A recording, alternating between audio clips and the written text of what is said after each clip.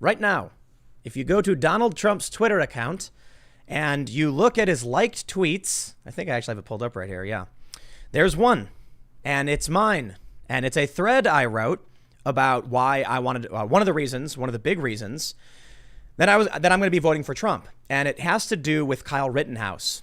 Earlier today, just a few hours ago, Donald Trump gave a press conference where he talked about Kyle Rittenhouse, and he was asked about it. He said, we all saw the same videos. It looked like he was being attacked. And Trump said that the kid may have been killed if he didn't defend himself. And yes, that's even the New York Times. Well, the New York Times didn't come out and say it that much. They didn't say that much, but they did say he was attacked first and someone else fired a gun first. So yes, he was being chased. And of course, the media is feigning outrage. No matter what Trump says or does, he's wrong. The funny thing is, he posted this thread, and all of these outlets that are highlighting it won't actually talk about what I said. I find that really fascinating. So I know many of you were really excited. We were going to have Kimberly Klacik on today, but she unfortunately had to cancel. So I wish her the best. She's killing it out there. She had that amazing viral ad, and I'm sure for obvious reasons, she's very, very busy. And she spoke at the RNC, right? Yeah, she did. Oh, yeah. So, these things happen, and, maybe we'll figure something out and have her on at a future date, but I'm sure she's doing something rad nonetheless. So we're just going to talk about what's going on with this press conference, and, Donald Trump liking my tweet and it being the only liked tweet on his page is funny because all of a sudden I'm getting hit up by like random people I've known from a long time. They're like, yo, hey, what's up? I have your phone number. And I'm just like, the craziest thing about this is it's not just this tweet from Trump. It's just in the past week or so, a bunch of people that I thought were like progressive, anti-Trump, Democrat are like whispering, we love your show, man. You're awesome. Keep doing it. And I'm like, that's really weird because you post like weird SJW stuff and you're telling me like what I do. You're getting to them. Or these people really are just like secret Trump voters. Man, that's crazy. Like, what if, all the polls in 2016, I know we say this all the time, but I wonder if when we talk about secret Trump voters, they keep saying it's non-college educated whites. What if it's not? What if it's just like a little bit of everybody? I think it is just a little bit of everybody. People who pay attention. Mm-hmm. Yeah, some of the messages I've gotten as of recent, and I'm like, this person likes Trump? Like, what? That's funny. Because you work for a progressive company. But hey, man, there it is. So anyway, we got a bunch to talk about. We've got this, and we've got some new details on, what happened in Portland and some other stories that are, we got some satire to throw in the mix from the Babylon Bee, which is really, really good. Of course, always good. We're just going to hang out and talk about all that stuff. So make sure as you're tuning in, you smash the like button because it really does help. And subscribe, hit the like button, hit the notification bell. YouTube makes it a chore to make sure you get all this content. And today it's just me hanging out with Lydia. Yep, that's me. I'm here. Here. I'm sorry. I'm not Kimberly Klacik. I'm sorry to disappoint everyone. Everybody's I wish she could have mad. been here. Next time, hopefully we catch her when Everybody's she's not so mad. busy. I know, everyone's mad at me. So right now, let's jump in. I want to show you this first story from the Milwaukee Journal-Sentinel, and it's a really, really amazing piece of disinformation. And I also want to go through a bunch of these like fake news journalists smearing Kyle Rittenhouse. It's insane, man. So earlier today, as I mentioned, Donald Trump gave a press conference where he said, this kid looked like he was being attacked and he may have been killed if he didn't do something. This is what the story says from the Milwaukee Journal-Sentinel. They say Trump mischaracterizes Kenosha protest shooting, defends Rittenhouse evening before his visit to the city roiled by unrest and violence. They say the president also mischaracterized the incident in which Kyle Rittenhouse was accused of using an assault-style rifle. Quote, that was an interesting situation. You saw the same tape that I saw, Trump said Monday during a White House news conference. He was trying to get away from them, I guess. Looks like, and he fell, and they were they very violently attacked him, and it was something we're looking at right now, and it's under investigation. I guess he was in very big trouble. He probably would have been killed, Trump added. They go on to say, at the point of the evening the president describes, the teen had already shot and killed one protester, according to the charging documents and video footage. Trump's latest comment set the stage for what could be a highly charged visit from the most powerful man in the world at a time when the community is still recovering from a week of shootings and unrest that left a black man paralyzed, 2 white protesters dead, and businesses looted and burned. So here's the first question I have. I think I'm just so tired of saying it. They don't have Google, do they? I guess not. They don't. Listen, all too often, you've got 3 journalists on this. Let me tell you a story. I went to a thing called News Exchange once. They flew me out to Morocco, and they had me up on a stage in front of like 1,000 journalists watching. And I looked around and I was asked about like the state of journalism. This was back in 2012. And I said, every single journalist should be fired. Every single one of them, because they have no idea what they're doing tech wise. They have no idea what they're doing security wise. And there needs to be like a purge and a start over. And that was in 2012. Wow. Have things improved, Tim? It's gotten way worse. And they got, they were mad. Yeah. Yeah. So, someone from CNN tried offering me a job and I was like, are you joking? Get out of here. And it's funny because it was like 2012. So I was like kind of broke and just, they invited me there because I was doing this coverage. But anyway, I bring this up because this story from the Milwaukee Journal-Sentinel has 3 reporters. Count 'em, yeah. 3 reporters on this, and not a single person could have done a Google search over this. Quantity. Come on, man.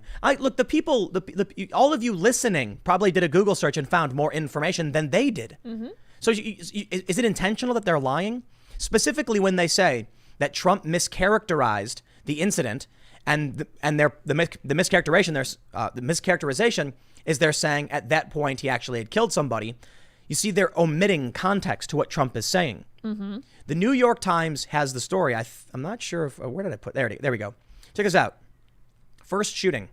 While Mr. Rittenhouse is being pursued by the group, an unknown gunman fires into the air, though it is unclear why. The weapon's muzzle flash appears in the footage filmed at the scene. Rittenhouse turns toward the sound of gunfire as another pursuer lunges toward him from the same direction. Rittenhouse then fires 4 times and appears to shoot the man in the head. You want to know what's crazy about this? What's that? 4 times, they say. Mm-hmm. The medical examiner said he was hit 5 times. So actually, somebody else fact check me on that. Can you pull that up? I believe that's true. I'll look it up. Yeah. And one of the shots was in the back. And so... Yeah, I remember you telling me about I tweeted about this. I think the medical examiner said he was hit 5 times. So make sure you can fact check me on that one, because this is where it gets crazy. The New York Times says he fires 4 times. Okay, maybe he only did. I asked this question on Twitter when I took a screenshot from the medical examiner's report, and it said he was hit, once in the back. And so I was like, how did Kyle Rittenhouse turn towards him as he was lunging at him and hit him in the back? Well, they said they saw another muzzle flash, so I'm assuming that somebody else was shooting as well. Well, what the New York Times is saying is the muzzle flash was fired into the air. Could they be wrong about that? I mean, it's far away. Yeah, it's grainy. That'd be an amazing, if that person's firing a pistol from that range, like they hit him. That's amazing. Yeah, they're good. They're good. They know how to fire. It's possible. I mean, I'm not a gun expert or anything, but my question was, how did he get hit in the back? And some people said if he was lunging and got hit and spun, it would have easily hit him in the back. But if they're saying, did you find it? No, I'm still looking. I think I have it on my Twitter. If you go through my Twitter, because I tweeted, I asked the question. I think I linked to it. Yeah, but I could find it. Yeah, Hold on, five balls. You look that up, and we'll keep talking about it. So anyway, the point is, Trump didn't mischaracterize it. The dude was being chased. The New York. I'm on the New York Times. Is the New York Times not credible enough? And which reporting should I trust? The Milwaukee Journal-Sentinel that says Trump is lying, that omits most of the details of the incident, or the New York Times that does a detailed breakdown going through video after video? I got to admit, the New York Times, I think, did a really good job on this one. So he turns toward the guy, and the guy lunges at him first. Okay, what do you think everybody else said? All these woke journalists. Oh, man, I've lined up a bunch of tweets, and I have too many. Here's a guy. Daniel Dale says, asked about Kyle Rittenhouse, supporter accused of murder. Trump says he's looking into it, but adds, that was an interesting situation. He was trying to get away from them. Looks like, and then they very violently attacked him. He probably would have been killed. I've actually seen a lot of people very critical of this tweet, but I honestly don't see anything wrong with it. It's true. Rittenhouse is accused of murder. I mean, I would say that it looks like self-defense, but he was quite literally charged with it. So this to me is kind of just, neutral. But a lot of people took issue because they want him to bring up the greater context, which I believe would be prudent to do. He didn't do it, but I'm not going to rag on him for just giving us like a kind of a bland quote from Trump. However, the recount. Trump not only refuses to condemn Kyle Rittenhouse, the 17-year-old who killed 2 protesters, he defends him. They violently attacked him. Yeah, we get it. I want to say something because I was reading this account. Did you find the thing yet? No? It's on my Twitter. Just scroll through it. I was reading this account from a medic who was talking about the skateboard guy who got shot by the Kenosha kid and how she ran to him trying to render aid and that his girlfriend was screaming. And I'm like, yeah, dude, this is horrifying. I'm sad for the dude. I don't want anybody to get hurt. The dude with the skateboard should not have gotten shot. But bro, You don't run at a dude with an AR laying on the ground and grab the barrel of the gun and try and pull on it. That's suicidal. It really is. Sure, the left is trying to claim this guy was a hero or whatever, but he hit him over the head with a skateboard. To what degree? Because I'll tell you this. I watched the video, and it doesn't look like he did a full swing bash, but at some point the skateboard comes in contact with the kid's head. Then he tries grabbing the barrel of an AR. I mean, dude, at a certain point, like, you gotta back away. This kid's being chased. This is the big problem with mob violence, is that I've mentioned this, seeing it like at the G20. I think it was the G20 where Luke Rudkowski got attacked. Oh yeah. Someone just pointed at him and screamed Nazi, and then random people started beating him, and he wasn't. And so what happens if you're minding your own business and someone screams, "That's the guy," and they start attacking you? Then yeah, sure. When they frame it like the skateboard dude was a hero, I guess in the context where he had no idea what was going on and tried attacking a dude with a gun, sure, you could argue that.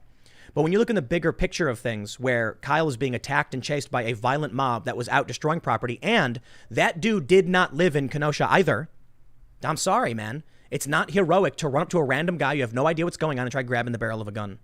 Well, USA Today was saying that the victim in Kenosha might have been trying to save someone.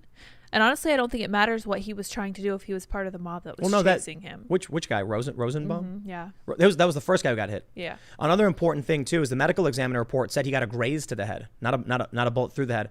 And I've seen a lot of people claiming that Rittenhouse shot a guy in the head, and that was the initial tweet that went out. Right. People thought it was a hole in his. I even said the same thing. Yeah, it looked like medical examiner said it was a graze. It was a graze. Oh wow. Yeah. Interesting. And that he actually died because I think it hit his internal organs. Right. Yeah. Wow, I didn't know that. Yep. So a lot of these people have no idea what's going on. And to be fair, look, I've got videos that I did at the time which are inaccurate at this point. Like, that's more hard, information has come out, and I think that's why, it's important to track. You haven't been able to find it? No, I'm still on my Twitter thread. Just scroll down. I did, yeah. Keep going. It's there somewhere. I will. All right, here we go. Ryan Saavedra quote tweeted this dude Brian Cohen, whatever. Oh, Brian Tyler Cohen, that's his name. Yeah. He said the ADL looked into Rittenhouse and found no indication from Rittenhouse's social media footprint that he is connected to any extremist movements. Okay. The criminal complaint filed by authorities said that Rittenhouse was attacked while running away. In which case, I actually have the article from the ADL. This will be interesting. They say, okay, no, this is just a CBS. I'm not going to read through the CBS article because I think we've gone through the gist of it, but you get the idea. The ADL, the Anti-Defamation League, which tracks extremist activity, told CBS News there were militia members at the Kenosha protest, but found no indication from Rittenhouse's social media footprint that he is connected to any extremist movements. His posts indicate he is extremely pro-police, and appears to have been a former police explorer, a career-oriented program for youth considering a career in law enforcement.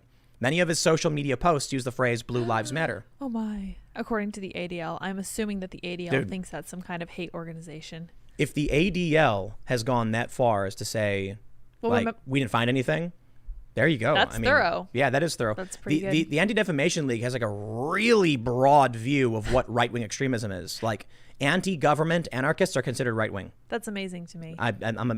So I guess they call black supremacy left-wing. Oh, you want to know what else they do? When you go to their page and you're looking at everything they list as like hate speech or hate organization, like dog whistles or something, they have an entire list of numbers in different sequences that they consider forms of hate speech. I found it, by the way. Oh, you did find it? Yeah, I did find it. Oh, okay. You have the article. It says, serious question. How do you shoot someone in the front and the back at the same time? But the story's there, right? You have a screenshot. There's no link? No, just a screenshot. What? I forgot to link it? What kind of journalist? Can you quote some of the text and then Google search it to find the article? Sure. I'll do that now. Because I'm pretty sure the dude got hit 5 times. Yeah. I could be wrong about that. So see what you can find. Let me see. Here we got this is where it gets fun. We're just basically going through tweets from people who are lying about what happened. It's great. Lily Adams says, White House has been given 2 chances to disavow murder committed Rittenhouse, the first press secretary, now Trump, and has taken a pass both times. So this is actually really funny. I mentioned that Trump liked my Twitter thread, and I've gone through it a couple times, but I'll give you the gist of it, because I think it's probably important for me to explain like the point of what I was saying. But Kayleigh McEnany was asked about it, and she said that Trump's intent was to highlight information that many people probably didn't know. And yes, and then Trump was directly asked about it, and he said basically the same thing. But the gist of my thread, okay, it's because I think it's like 11 tweets, is that it ends with me calling Trump an a-hole. Right. But I'd rather vote for an a-hole than a coward. And I think it's fascinating that Trump liked the thread. I'm like, hey, all right, funny. you know. I think Trump would find it funny. Be like, all right, I'll take it. I think he said something like that once, didn't he? I think he did, yeah. He was like, I'm a mean guy, but I work for you. Exactly. So he probably laughed when he saw it. Perfect. But the general idea is, I wrote, Kyle Rittenhouse is a good example of why I decided to vote for Trump. Violent extremists were destroying people's lives for months. 30 people were killed. Democrats rejected federal assistance every time Trump offered it. Media lied about Trump deploying secret police. Okay, so this is a very broad brush I posted here. I didn't say anywhere in the tweet I supported Kyle Rittenhouse. Of course, that's an opinion, and they'll probably argue that because I'm just reporting what the New York Times said, that is support for or defense of. What I should have said is that the Kyle Rittenhouse situation is a good reason. Right. That you've got violent extremists. Look at I said, violent extremists are destroying people's lives. Democrats won't accept Trump's help. What I was trying to say is none of this should have happened. The kid shouldn't have had to have been there. Exactly. He shouldn't have needed to be there. Right. And the police should have been out there. They shouldn't have been trying to defund the police. If the governor just accepted first, I think the locals, the city council or whatever, asked for way more National Guard. They did, yeah, as I recall. And the governor said no. And Trump's repeatedly offered federal assistance, and they've all said no. It shouldn't have happened. Kyle should not have had to have been called by anybody to go out there. I think it was foolish that he went out there. Because, look, man, I've been on the ground with these violent riots. I've seen what these people do. And you need to, that kid probably didn't understand the likelihood that he was going to pull the trigger was like 99.9%. Yeah, well, he's a 17-year-old kid. He's just kind of going out there to have fun. Nothing's ever going to happen to a teen. Nothing's ever going to happen. Nothing's ever going to go wrong. So he had good intentions. Right, but for sure. The path to hell is paved with good intentions. Right, exactly. The problem is, there's no way to call this one, right? Do you just let violent extremists destroy your town? These people weren't from there, by the way. The Kenosha issued a statement saying out of 100, I think it was 175 arrests, 102 were from outside the city. Right. And so was he, but he worked in Kenosha. I'm sure some of them all were from outside the city, but had some reason, to be familiar with the place. But it's, do you do nothing? Do you just sit back and say, well, I guess I lose my business in my life? Or do you say, I need help, the police aren't helping me? And then to what degree do we blame Kyle for being a 17-year-old kid who was asked by locals, can you help protect businesses? And this kid loves cops, and he was probably like, dude, this is awesome. This is a chance, yeah. And he was rendering aid to the rioters, even. Right. Well, he started the day by scrubbing off graffiti and cleaning the mess up in Kenosha. And I don't know. The only thing that I can come up with to say is that even if you do decide that you need to step in and do something about it, you sure as heck don't send a 17-year-old kid. You try to make sure that people who are responsible and mature and have a firm grasp of the situation and aren't running around in cowboy boots, which are really slippery. Is that what he was doing? Yeah, I think he had cowboy boots. No, I think that's why he sure? fell down. Yeah, yeah, Oh, poor dude. guy. I felt No bad way, for no him. way. I don't believe that. Let me look Is it that up. is that for sure? I'll look it up. I'll fact check but myself. hold on. Let me throw a little counterpoint your way in that regard. We send 18-year-olds overseas to kill people. That's fair. And this kid he worked in the town. Is a 17-year-old not allowed to defend his own community? I think he is, but I have a counterpoint to your counterpoint because the 18-year-olds that we send to fight wars are led by people who have experience. That's a who good are point. Mature. And there was, as far as I could tell, there's not really anybody like that there. And they go through extensive training. Right. I mean, the Rittenhouse looks like he had good he finger, appeared to be trained. He had good trigger discipline. Yeah. I actually was talking to a friend of mine who said that she felt what proves intent to kill was trigger discipline. You can't. What? Yeah. Because he knows how to handle a weapon, and his finger clearly wasn't on the trigger most of the time. That means he made the decision to move his finger to firing position to shoot those people. And I was like, yeah, to defend himself. Like, what? Yeah, they're coming at you. They have weapons in their hands, not just a skateboard, man. This is crazy. But anyway, check this out. This is where it gets funny. Okay. So that dude, Brian Tyler or whatever. Yeah. Mike Cernovich quote tweets him saying, Nick Sandman's lawyers represent Kyle Rittenhouse. Enjoy those retweets because you're literally going to be paying money for them. And then the tweet got deleted. And I guess he reposted it with a cleaner statement. Fixed it, huh? Yeah. So you can't really sue someone for defamation if it's an opinion, So the tweet went away. And I guess it's not the only one. A bunch of other people did too. There's a screenshot. Here's the screenshot. We're going to get demonetized because we got some swears in here. It says, Holy S, Trump is defending Kyle Rittenhouse. He's defending a white supremacist who murdered 2 people in cold blood. He defended him from the lectern at the White House. You know, man, I don't know how we're supposed to have a functioning society if people just make stuff up and just, you know what the craziest thing is? Ultimately, that I want to get to here is the gaslighting with Joe Biden. How he's basically, Joe Biden came out and says he's condemned violence on both sides and is challenging Trump to do the same. And it's like, when Trump, the last time he said there were bad people on both sides and some fine people on both sides, they turned it into a smear they've used nonstop. Joe Biden did. It's so ironic that Joe Biden is bringing this up because he kicked off his campaign talking about the very fine people hoax. And he's like, President Trump, you know, he really likes him some white nationalists or whatever. And he's never let go of it. And he's bringing it up again now. Well, now what Biden's doing is a clever, you know, linguistic manipulation. Yeah. So instead of saying Trump called white nationalists this, he says, remember what they looked like and remember what he said. Then he says the quote, so he can't be sued for lying. That's pretty clever. It is, because it'd be funny if Trump sued Biden for defamation in a political race. It's That would be amazing. I know. It's like the judge would laugh and be like, welcome to politics. Right, Grow up. You're 74. Like, you're beyond an adult. Wait, so you can sue for defamation if you're a famous person, though, right? Yeah, it's harder, though. Okay. So, I mean, Will Chamberlain, who I've actually got one of his tweets, is a better person to talk to, but he'll be on the show, I think. When is he coming on? On the 9th, I want to say. Oh, yeah. I've had Will on my show so many times. Oh, yeah. But my understanding, basically having talked to Will several times, who is a lawyer, is you have to prove, if you're a public figure and someone defames you, you have to prove they knew what they were saying was false. It's extremely difficult. Yeah, how do you prove someone's intent? Messages, emails, but even then, you know, I think for a lot of this stuff, these people are just, you know, kind of really dumb. Yes. And there's not going to be internal communications for a guy who just tweets something out. Right. So proving actual mess. Now, I guess the big issue is what's becoming really challenging with these defamation suits is that everyone is a public figure now. Yeah. So when it came to Nick Sandmann, so for those who aren't familiar, he's the Covington kid who was standing on the steps of the Lincoln Memorial. The Native American guy walked up to him, started banging the drum in his face, and then the media smeared him. He's won a bunch of settlements, by the way. But the trouble with him was they tried arguing he was an involuntary public figure, and they were writing about him because it was the news and he was a public figure. And I guess his legal team argued against that, saying he didn't do anything to be a public figure. Involuntary, yeah. Yeah. No, that's the thing. It is. Yeah. So they argued the kid didn't say anything. You can't set that standard. That's insane. But that's where it's getting dangerous. Is Kyle Rittenhouse now a public figure because he's all over the press and social media? I think it's ridiculous to try and argue he is. I agree. Because he didn't say anything to anybody, you know? Well, no, go ahead. I would say I'm really, really happy that Rittenhouse is being defended by Nick Sandmann's lawyer. That gives me a great deal of confidence in what's going to happen. And the sheer amount of video around this incident. Yep.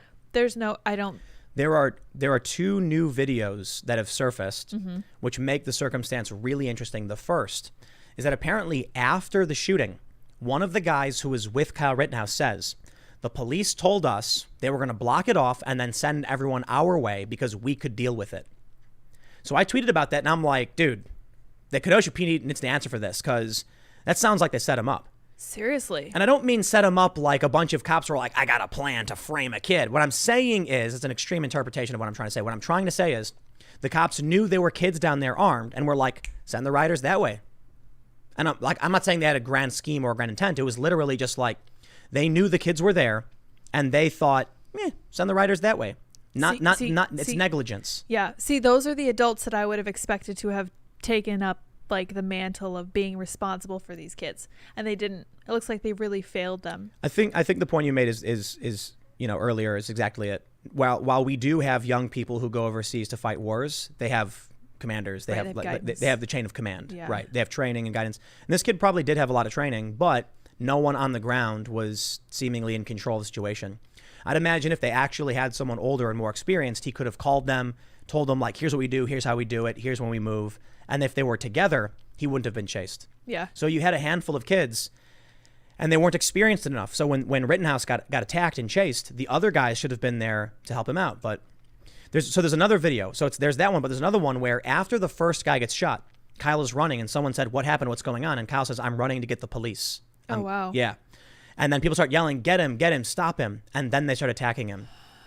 The kid was running for the police and they attacked him. Oh, man. So, it really is an interesting conundrum First and foremost, none of them should have been out past curfew. Yep. But, yes, none of them should have been out past curfew. I give a little bit more leeway to the kids because they were there in a defensive, right?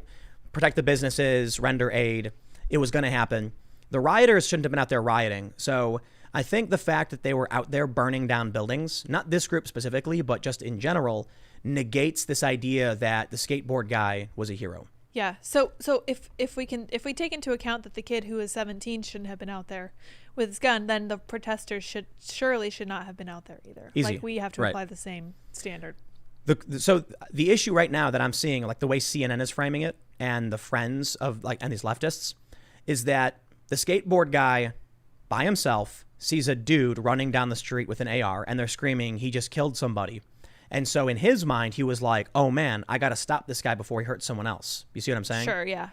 The problem is that guy wasn't out there with good intentions. Right. So if you go out with the intent to riot, see someone running on the street and then you attack them, I'm sorry, dude, that's not heroic. You don't know what happened. You don't know who you're attacking. And that's actually, it's interesting to me that I've talked to a lot of people about the good guy with the gun scenario. Mm-hmm. You have a lot of conservatives who say, how do you stop a bad guy with a gun, a good guy with a gun? And many of them said the reason it's a bad idea is that if everyone starts attacking each other, the cops have no idea who's the good guy or the bad guy. Right. Well, it's like, so I think sometimes you talk about when somebody steals a purse or if somebody has a purse and all you have to do is say that person stole my purse and then you cause all sorts of problems for them. So what is this story that you tell where you're like, if you have a purse, all you have to do is yell at somebody and you get people to attack them? Yeah. I mean, but you could theoretically, this is the craziest. Do that with anything. Anything at any time, anywhere. As long as there's a mob. Like if I was walking down, I'd be willing, actually, you know what, I'll put it this way. If I was in New York and I saw you and you were like walking and I yelled, stop her, she stole my purse. I don't think anybody would do anything. If a guy had the purse though, because like as much as people might not want to accept it, there's still sexist stereotypes. Right, like, there are stereotypes. Guys don't really care. If a guy was carrying a purse, a woman could yell, he grabbed my purse. Most people would do nothing. Yeah. Just for sure. Yeah. But eventually you'd find one dude who would walk up and grab you and be like, yo, give the purse. And then the guy would be like, it's my purse. And then, whatever. I don't know. Right. You could theoretically do it with a backpack, though. That makes more sense. Yeah. But I'd be willing to bet in a crowded New York City, very few people would actually intervene in any way. But create a mob violence situation, and they will do anything. It's creepy. There's a video, I think it was Wisconsin, I'm not sure, where a regular guy, is standing in front of a store with his arms up, and they're all screaming at him, get out of the way. And then one random Antifa just goes, he's a Nazi. And then people start screaming and hollering because that Antifa guy knows you say that and then other people will just start physically attacking the individual. Oh, and then the person ends up running off. We're all just a bunch of lemmings, that's for sure. Yeah, the interesting thing about all of this stuff we see with the far left is that it is what I would call like, in terms of a weapon, if you were to like create an analogy, it's a blunt object. Yeah. Whereas the extremist stuff we normally see with like mass shooters is like a knife. The way what I mean by that is you attack someone with a knife, you're going to end them really quickly. Yeah. And it's like a high, it's intense. Yeah, right. And a blunt object is slow. And if you hit someone with a bat once, they might just run away. So you can theoretically hit 1,000 people with a baseball bat over the course of a month, and it won't make the news. Nobody cares. You run up to somebody and stab them, it's going to be front page on the local news. You do it to several people, it'll be major news. And so what ends up happening is you have these terror attacks where the mainstream media sees it, and rightly so, goes like, whoa, this dude ran into a room with a gun and shot all these people. And then everyone talks about how right-wing violence is the most extreme, and it's like, it's certainly a problem. Absolutely, we got to have the Fed stopping all this stuff. But with the low-tier stuff from the left, they do it 100 times more often, but it never makes the news, so it keeps happening. Right. Now, Donald Trump announced something earlier. Along with the press conference where he talked about Kyle Rittenhouse, he says, this is from Felicia Sonmez. Felicia is Washington Post national political reporter. DHS and DOJ are announcing a joint operations center to investigate violent left-wing civil unrest, Trump says. Good. Awesome. Yep. So it strikes me that it would be much simpler to just say all extremists left and right are bad. Why can't we just do that? Well, apparently now that's what Joe Biden's trying to do. Oh, boy. Wait, let me see if I can find here we go. This is great. Oh. Tyler, and then I'm going to go back to that tweet because there's another funny thing there. Tyler Pager says, Biden on Trump's presser, I urge the president to join me in saying that while peaceful protest is a right, A necessity. Violence is wrong, period. If Donald Trump can't say that, then he is unfit to be president, and his preference for more violence, not less, is clear. Yeah, why doesn't he say that, Tim? Take a look at this tweet below. Someone commented, "We've reached levels of gaslighting never before thought possible. I couldn't believe this, so I actually pulled it up and yep, look at this. Biden, I condemn violence in Portland, challenge Donald Trump to do the same. Biden condemns violence in Portland and calls on Trump to do the same. Biden condemns Portland violence, says Trump recklessly encouraging it." Wow. Nice. Trump is recklessly encouraging it. That's crazy. You know what was really crazy to me when I saw this? I think this proves that Joe Biden and like Kamala and the Democrats no longer care for politically active people. Like they're straight up saying, if you follow the news and you listen to commentary, we don't want your vote. You know why?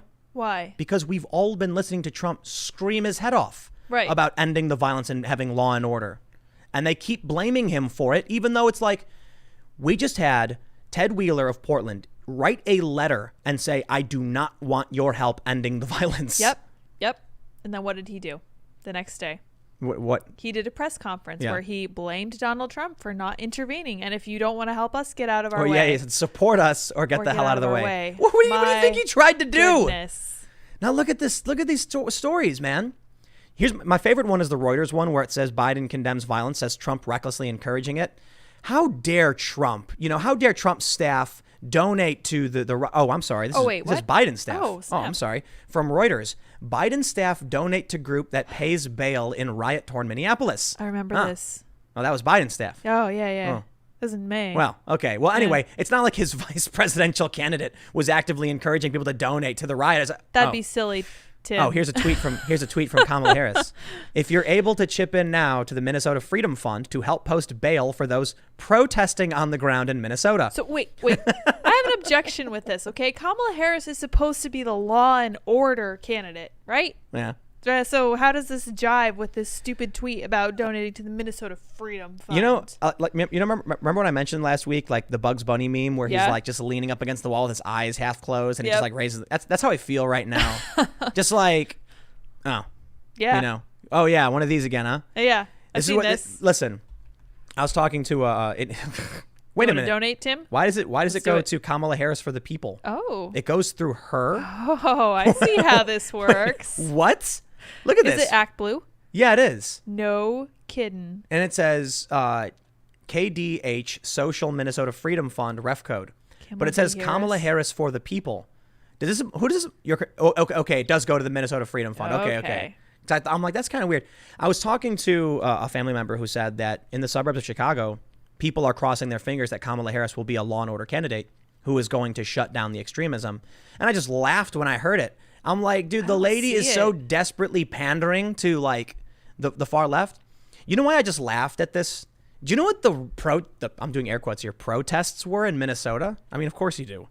It was people running around burning things down, and they're still doing it. Yep. So who is getting bailed out? Protests. Oh, man. You know what I wonder? I think some of these Democrats genuinely believed they were peaceful protests. Maybe at first. I'm not saying the high profile ones. I'm saying there's a bunch of like, dopey. Oh yeah. Not watching the news, being like peaceful protests. Yes. Kamala Harris, on the other hand, I bet she's sitting in like a situation room, and she's like got a scowled face, and she's like, "What are they doing? These buildings? We want their votes. Whatever. Tell me what to tweet." Yes. And she just goes for it. I imagine that's exactly what she does. In fact, I imagine tell me what to do is a lot of what Kamala says, because I don't think she thinks a lot for herself. I think that she's constantly waiting for messaging. You're right, but I think it's unfair because Joe Biden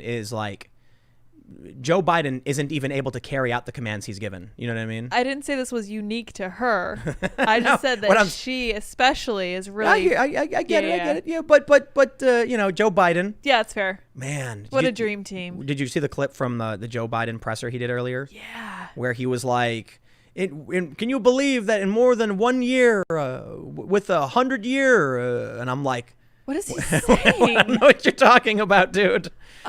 Dude. Anyway, so to see this like epic gaslighting, man, you gotta love it. Cernovich responded to her on June 1st saying, "You are funding domestic terrorism." He got 1,100 retweets. Yep. And someone replied a day ago, "This aged well." Indeed it did. She did. Now we got a guy who was killed walking down the street. For those that haven't been following the story with his name was Aaron Danielson, Trump supporter, walking down the street in Portland, and it was targeted, this killing. So I'm sure most of you know by now this story has been ridiculously massive. And it's one of the things they asked Trump about in this press conference. The woman from CNN said, you know, you want to condemn far left violence, but what about your own supporters? There were Trump supporters who had paintball guns and stuff like that. Pepper spray, stuff. Yeah, bear mace. That's what he said. Yeah. And Trump said, you know, your paintball, like, look, if they're going to defend themselves from violence, it's very different from the bullets that were used to kill one of, you know, his supporters. Yeah. And it's true, man. Well, first, just keeping it on Biden before we jump over to the update on Aaron Danielson. We got to talk about the information that came out from a witness. Trump allies challenge Biden's tougher tone on riots, note support for fund bailing out protesters. Donald Trump is the most lawless president in American history, said Biden's spokesperson. The last thing I just want to mention on this, because when I saw that gaslighting, it really did shock me to my core. I was just like, the idea that Joe Biden can for months be like, look, fat, you know, support the protests, peaceful, you know, and Kamala Harris could be like, why don't everybody pitch in and help, you know, bail out these protesters? Like, for her to tweet something like that and then do a complete 180, where now it was specifically that he's saying Trump is promoting this, when it was literally, well, to be fair, I want to make sure I'm very careful in how I say this. Joe Biden did condemn the extreme violence several times. He did. And I respect that. Right. However, his staff has been supporting it, and the underlying protests they've absolutely supported, and almost exclusively these protests have devolved into some kind of chaos. Yep. Real peaceful protests have been rare here. I've praised them every time they've happened. And typically they don't get a lot of news coverage, and people complain about it. They're like, Tim, why won't you talk about the fact that 1,000 people marched with signs? I'm like, I did. I said it was great.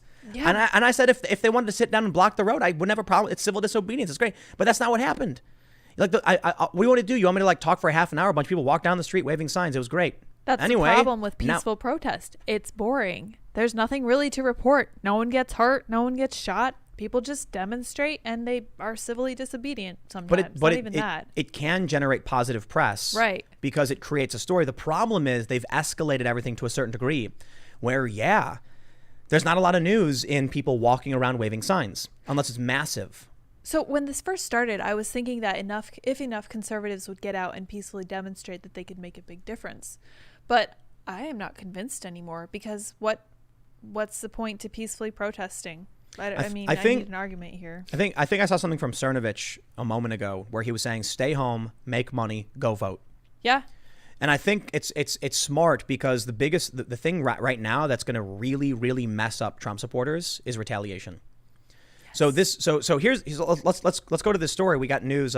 Aaron J. Danielson died from gunshot wound to the chest, medical examiner says. I mean, we all pretty much knew it. There's a few things that I really want to talk about here, and I want to get into that. There's a tweet prior where they're trying to liken what's going on to Nazi Germany, blaming Trump supporters for this. This is crazy. They're posting fake videos from they're real video. They're posting videos from someone else defending that crazy guy in Portland who slashed 3 people. Whoa. And they're claiming it was him, and it's not. Yeah, and it's a top comment on the Reddit post. They're saying that this guy was defending that murderer dude. It's not true. They're just lying. That's crazy to me. And that's part of what I was saying about how they like don't Google search things. They don't care. I just at a certain point, either we fire all these fake journalists or we just accept they're doing it on purpose. That's the only thing I can assume, because every time I see something like that, all it takes is 15 seconds of Google searching and the right, search term, and I can come up with what I need. This is the funniest thing about like my job is that I get hit up by people who are like, thank you for like doing the work and fact checking. I see reviews where they're like, Tim always makes sure he has proper sources. I'm like, it's true, I do. And it's not hard. It's possible. Yeah, it's not. I mean, to be fair, I think it is fair to say I do know where to go to find breaking stories. Right. I do have a better assessment of like what's true. And I do, a lot of people don't like this. They claim I don't do journalism when I'm literally verifying videos and fact checking and finding the sources for photos and videos. And I won't report on stories if, the sources are questionable. So it's true. But it's amazing to me that often, like, fact checking a story requires like a Google search. I find a Twitter video, I find a corroborating tweet, and then I see a story in the New York Times and their source is law enforcement. I'm like, looks good to me. Yeah. But then these other journalists are just like, well, my grandma said that this guy was a Nazi, It's because they're working backwards. I'm fairly convinced at this point that they are starting from their conclusion and they're working back. And it doesn't matter what gets in the way. They're going to say whatever needs to be said to get to their conclusion. That's the craziest thing to me. At a certain point, they've come on, man. The American people, if you want to pull the George Carlin thing when he said, imagine how stupid the average person is. Now realize half of them are stupider than that. Yep. Yeah, it's funny. George Carlin was a legend. It's true. I love that guy. And right. I get the point. It's true. However, people aren't that stupid. Like for Joe Biden to come out and be like, Donald Trump, Joe Biden literally said your supporters coming out and like intimidating, threatening people. And I'm like, do you think that? All right, listen. Maybe the bottom 10% of intelligence are sitting there going like, whoa, those guys wearing all black and screaming Black Lives Matter were white nationalist Trump supporters. That's crazy. Isn't that weird? But come on, that's got to be like, that's like Forrest Gump wasn't even that dumb. You know what I mean? Those people who are saying that, those people who are agreeing with that are also working backwards. They have the conclusion. The conclusion is orange, mad, bad. Whatever supports this. I know, I get it. But like, how do you have 3 months of footage of people screaming Black Lives Matter? And then Joe Biden goes, listen, those guys, actually, Trump supporters. And they just go like, oh, now that's right. They were Trump supporters doing that. Maybe we esteem politicians too highly because I can't imagine someone else saying that and getting away with it. I guess. Maybe he's counting on people who don't pay attention and they just see the headlines. Yeah, definitely. Low information. Well, so here's the first thing I want to mention, right? If you watched my earlier segments, then you know a little bit about this. But the guy who was with Aaron Danielson, his name, they called him Jay, I guess his middle initial, said that they were walking the other direction when someone yelled, we got him right here, we got a couple right here, pull it out, here, yeah. They turn around, bang, bang. So it seems like these guys, we now know, based on the witness, it was the far leftists who yelled, we got a couple right here. Yep. Pull it out. It wasn't them. And this guy, Aaron Danielson, turned around, and it does look like in this really crappy, grainy video that he fires mace or whatever. The left is trying to claim that was self-defense, but based on the witness statement for now, it's the only statement we have, they turned around and saw a guy raising a gun to him, and so he went for his mace. Right. And it's like, man, maybe you see someone raising the weapon, but you don't know what to do. You have a quarter of a second to decide. Yeah, what are you supposed And so to he do? raised the mace and then took 2 to the chest. So this guy was targeted based on the witness statement. I'll tell you what. The people who are trying to argue that the far leftist guy was defending himself from mace, it's like, you're going to be hard-pressed to convince, based on that video, that you saw someone drawing mace and therefore you decided to end their life. You could try and argue that I couldn't tell what it was. I saw him raising something at me, so I defended myself. But it was almost the exact same time, and they approached him yelling, we got a couple right here. Yeah, how do you explain the audio? And then he fled as fast as he could. Mm-hmm. So apparently, this is crazy too. I guess his sister is the one who turned him in. We got this from the Daily Mail. Portland Antifa protester who is under investigation for shooting of Patriot Prayer Trump supporter after being turned over to police by his own sister. So apparently, he was reported to police by his sister, who recognized him in photos and videos from Saturday night. This was not listen, the Trump supporters have a right to drive their cars around and say silly things. That's just a fact. Of course. And so this is where it gets really, really frustrating in terms of the national narrative from the left. They're like, I saw a journalism professor, her name is Emily Bell. I know her, I think she's a nice person, but she tweeted, I had to call a family member scared because, fake militias are invading our towns. I never thought I would see something like this. And then a bunch of other journalists are like, oh, I'm so scared. I hope they're safe. And my response was, yeah, I feel the same way. I had to deal with that several times when the riots were happening in Chicago with my family. So the police definitely need to shut this down. But where is this? Where's the outrage over the fact that for months these cities have been under siege? Were you not concerned about your family member when the far left was burning down buildings? Yeah, it's Portland. There's been riots going on in residential neighborhoods for months. They physically attacked women at her house. You didn't think to call your family member and be concerned then? Maybe they think that they'll be left because they're special, because they agree with their points of view. Like if you paint the right things on your wall, you'll be left alone. I just gotta say it. I think journalists are really dumb people. It's also possible. Yeah, I do. So, and the reason I think this is early on in the industry, I'm talking like a long time ago, and I guess journalism's been around for a really long time. You needed to know a lot to understand the world and create compelling information.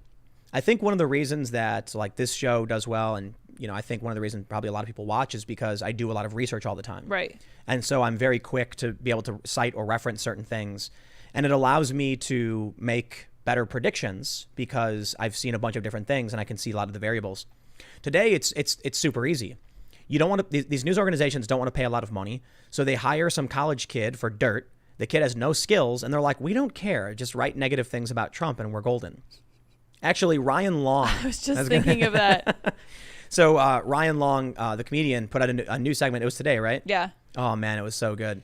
It's called what is it? It's like a new news. When Trump leads, what news is going to do when Trump leaves. And it's a bunch of people sitting around all talking about their anti-Trump articles if he wins. But then it turns out he loses and Joe Biden wins and they're all cheering. And then it's like 1 month later and they're all sweaty like, I need something. What do we have? I got 9 shares on this article about the vice president being a nice lady. She looks good today. The press conference went smoothly. And then someone's like, I got an article about Trump. And he's like, no, Trump's lost. He's just a guy now. No one cares. And then he gets a text message saying like, they're shutting down your office, and he just wanders off. But it really is true.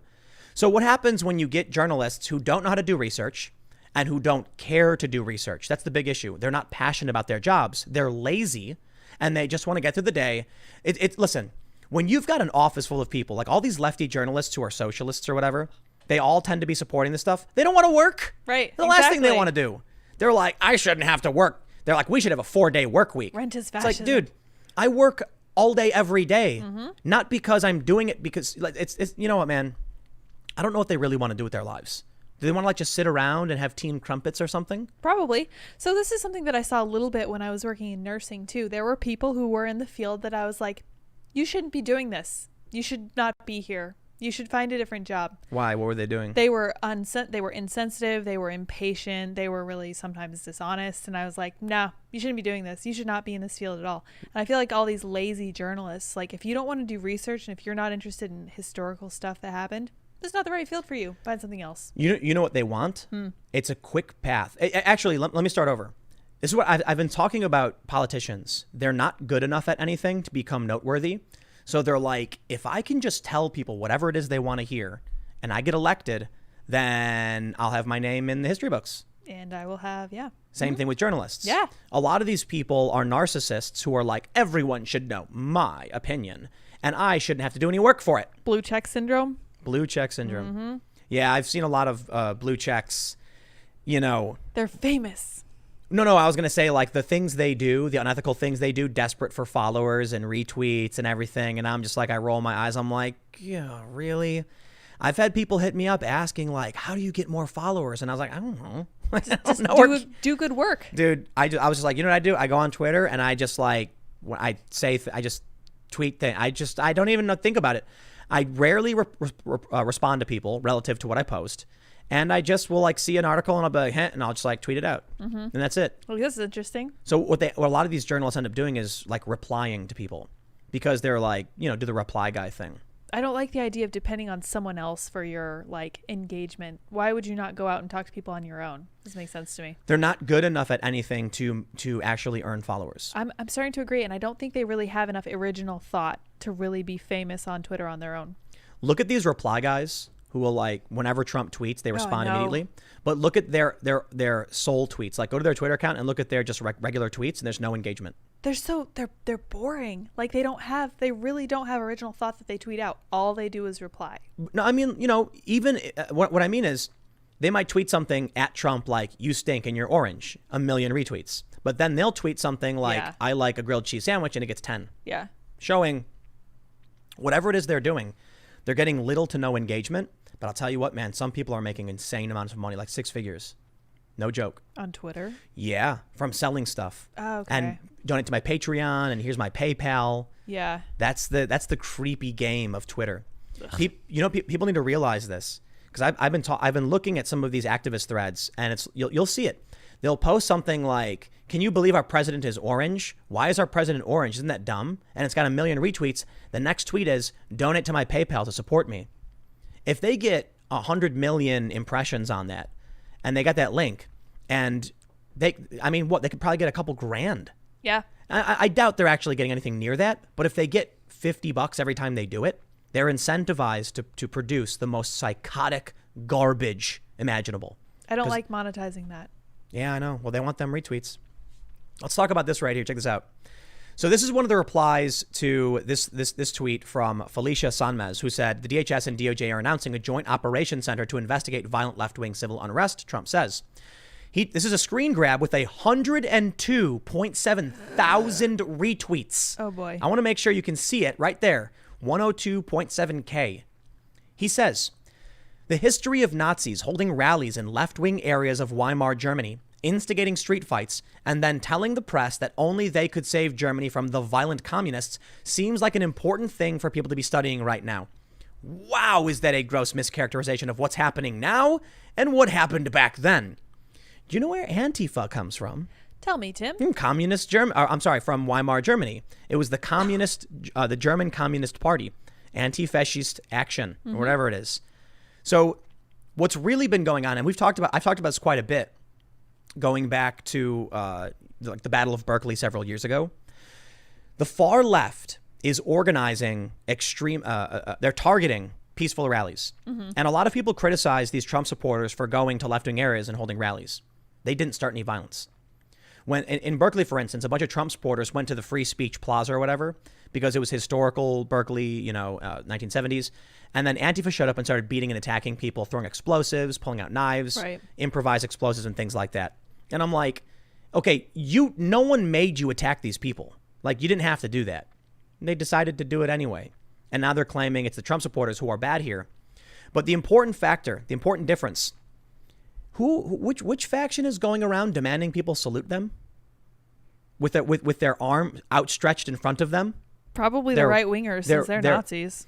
Who's got their right arm straight out in front of them and demand other people are doing it right now? Well, I get it. The only difference between the Nazi salute and what Black Lives Matter is doing is they make a fist. That's right. I was going to say, you see that there's a huge difference because their fist is closed. It's not straight ahead of them, and I'm not even going to imitate that. So we've seen the photos and videos. They go to diners, they harass and attack people. And then you get one Trump rally, one in Portland, okay, where they drove their trucks through, and then here it is, 100,000 retweets. I knew this was going to happen. That's why I think, Cernovich said, stay home, make money, and go vote. Absolutely. My thing is, speak up. And we talked about this a few weeks ago, where I was saying, defend like old ladies defending a statue is better optics and everything. Yeah. But speaking up is the most important thing in your workplace. And I think I don't know if staying home is the right answer. I don't know what the right answer is, but I'll tell you this. You drive your car with a Trump flag, and they will claim that militias are invading cities. I saw today somebody compare it to ISIS, the trucks that drive through Iraq with ISIS flags in the back. Yeah, they called it vanilla ISIS. Vanilla ISIS. It's like, it was Antifa that just executed a guy in the street. I mean, that sounds a little ISIS-y, if you ask me. But and the horrifying thing about this, I was thinking about it. Are there any stories of Trump supporters, just like a dude in a MAGA hat, like walking up and executing a leftist or anything like that? Nope. Or even No, and you know how I know?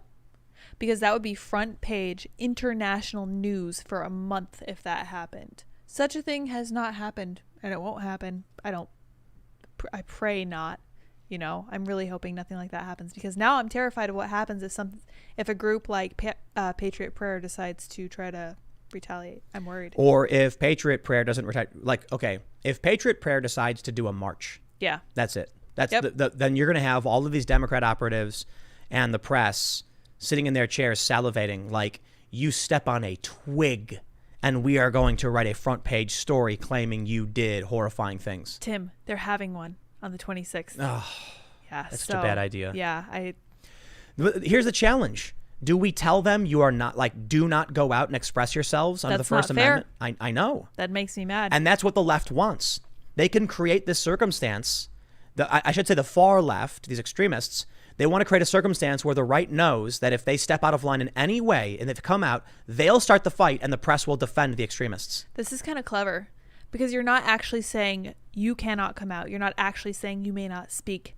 You're telling them that if they do, they'll suffer for it. But Right. they're not overtly saying. It's all very covert. And of course, because the media has their back, it's going to work. That's tough. You know, like, again, I want to be careful when I say this. I think it was Mike Cernovich who said, stay home, make money, vote, or whatever. I don't want to misattribute quotes to somebody who didn't say it, but I someone tweeted it. I think it was Mike. The point is, man, that's tough. We all have rights. You know, we can go out and wave little flags if we want to.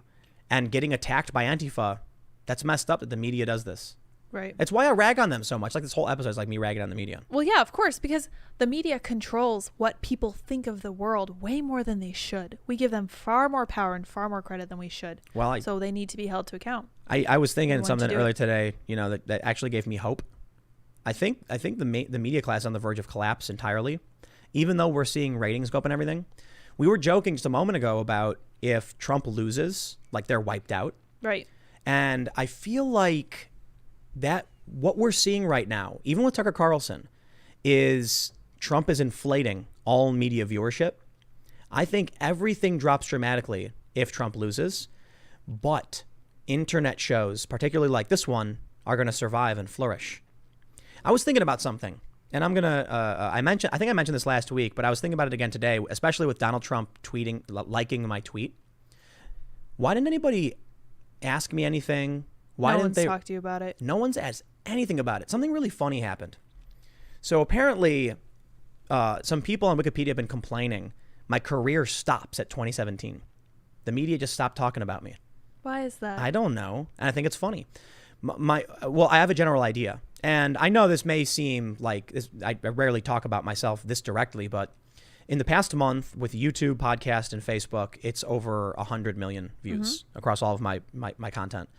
And it's like, you know, 3 hours and 40 minutes a day of content. So it's these are big numbers. Apparently, I'm getting hit by people. You know, Trump is liking my tweet. I'm getting a bunch of attention, and the media completely ignores everything about me. In fact, somebody tweeted about me saying something critical, and some other leftist replied, "Who? Like, haha, Right, who are no you one, talking cares about? who he is."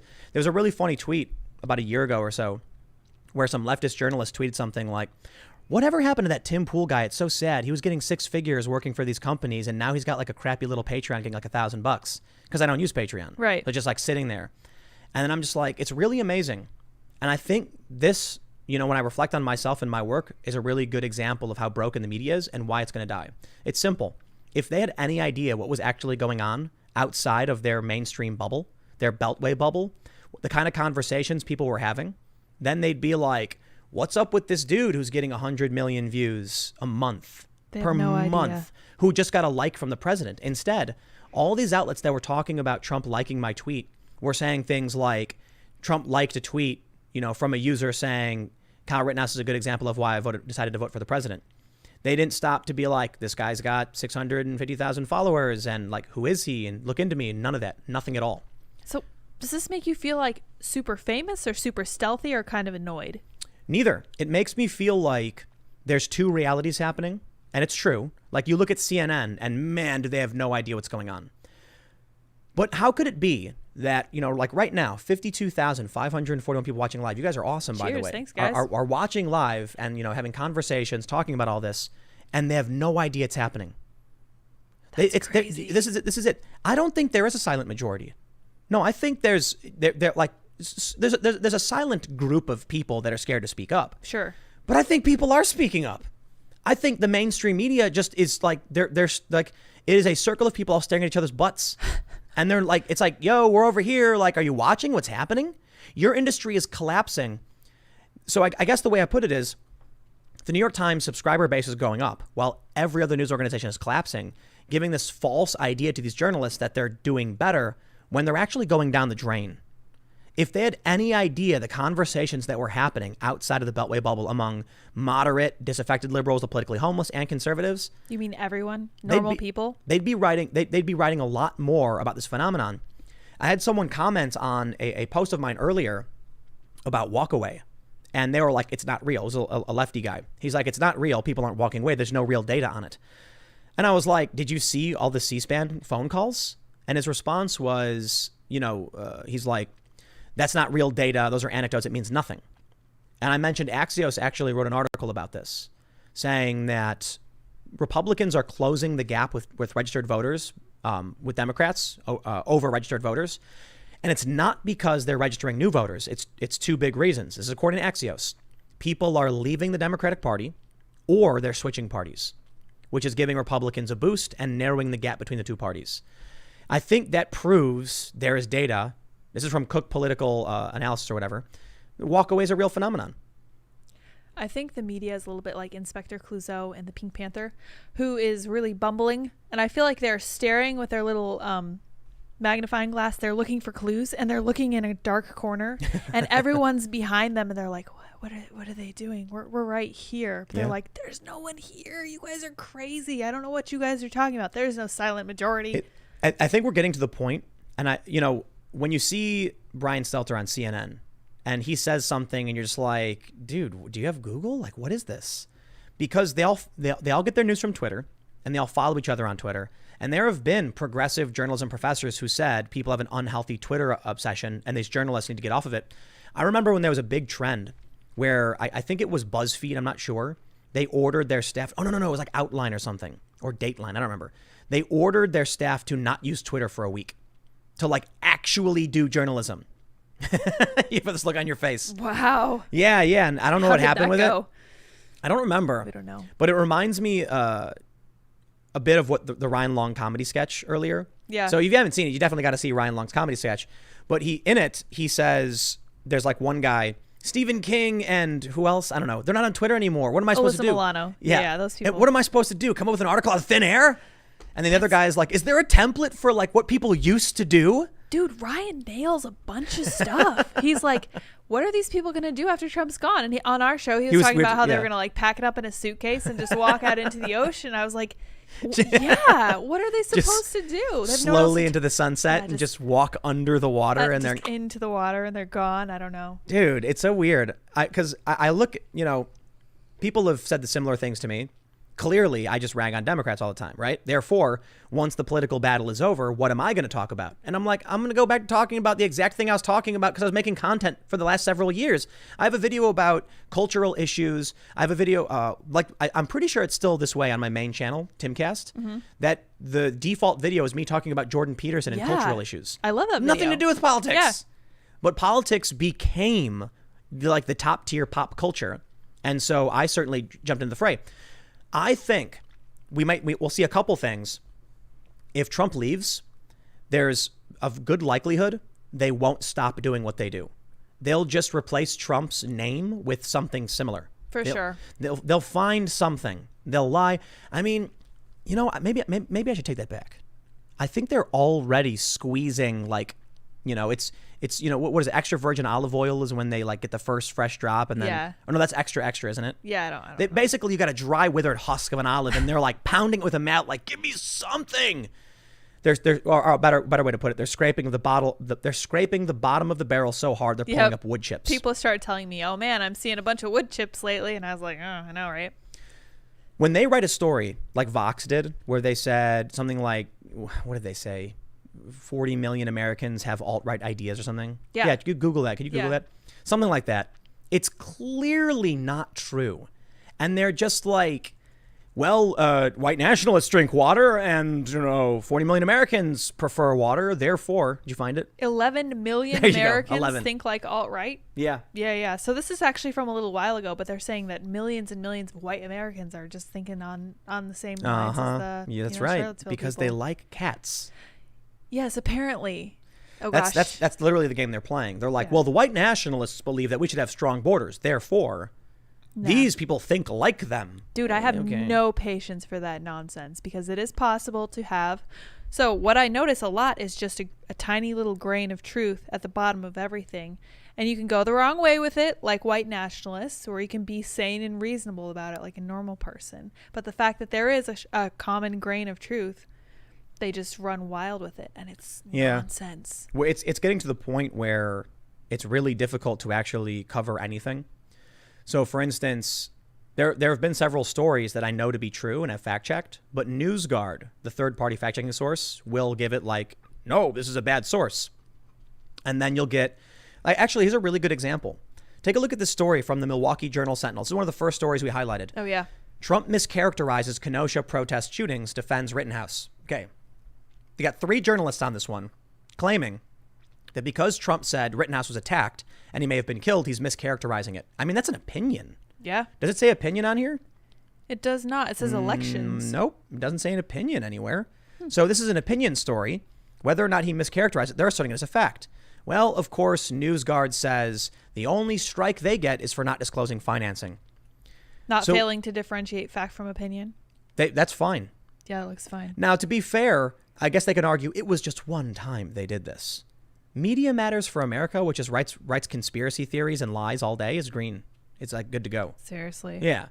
So we're coming to a point where this is the point I was trying to make. Okay, so look, I wasn't trying to toot my own horn when I was talking about my viewership. The point I'm trying to make is if people on Wikipedia are saying things like Tim Pool's career stopped at 2017 and there's no new information about him at all on anything he's done yet, like since he left Fusion, how do we update this?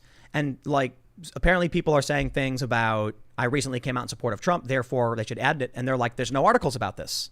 Nobody cares. I love it. Could you imagine what would, like, remember when Joe Rogan said he would rather vote for Trump over Biden, not even committed? Right. And it was like every paper ever wrote about it. Yes, they are articles about that. Weird. Yeah. It's so weird. You know why? I think because these people still, like, they use iTunes. Mm-hmm. So when they open the app, they see Joe Rogan. So they know it. Right. But they're not attuned to what's going on with the internet and regular people and where they're consuming news in digital ways. So they have no idea that conversations like this happen every single day to, I think what we're at, what's 3 to 3.5 million viewers per day across all my content. And the media isn't talking about it.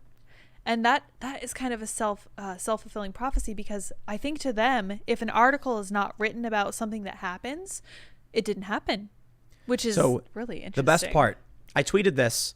Oh, actually, maybe I didn't tweet it. Maybe I was like about to and I deleted it. How is Wikipedia supposed to function as an encyclopedia if the only criteria for recording important historical information is that some 22-year-old, college grad who makes $30,000 a year has to blog about it? That's a great question. Certainly it is of merit that, like the work I do and over the past several years, but the journalists don't know what's happening. So again, I'm not trying to humble brag or anything. I mean it sincerely. The point I'm trying to bring up is that there's a substantial audience here. The media has no idea it's happening while their ship is sinking. We are all on a ship sailing towards golden shores and rainbows and, people are having pina colada and they're singing, and their ship is headed towards the waterfall and they're going full speed ahead. I think there's land that way. And we're like, what are they doing? They're going the wrong way. It's like Blockbuster Video, man. Yeah, and man. Netflix. Yeah. Well, they've simultaneously gotten bigger and bigger heads as they've engaged on social media and gotten more and more followers.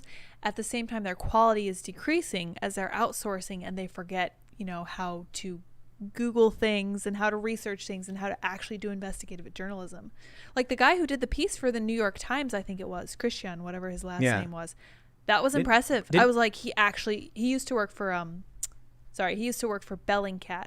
And he actually did investigative journalism.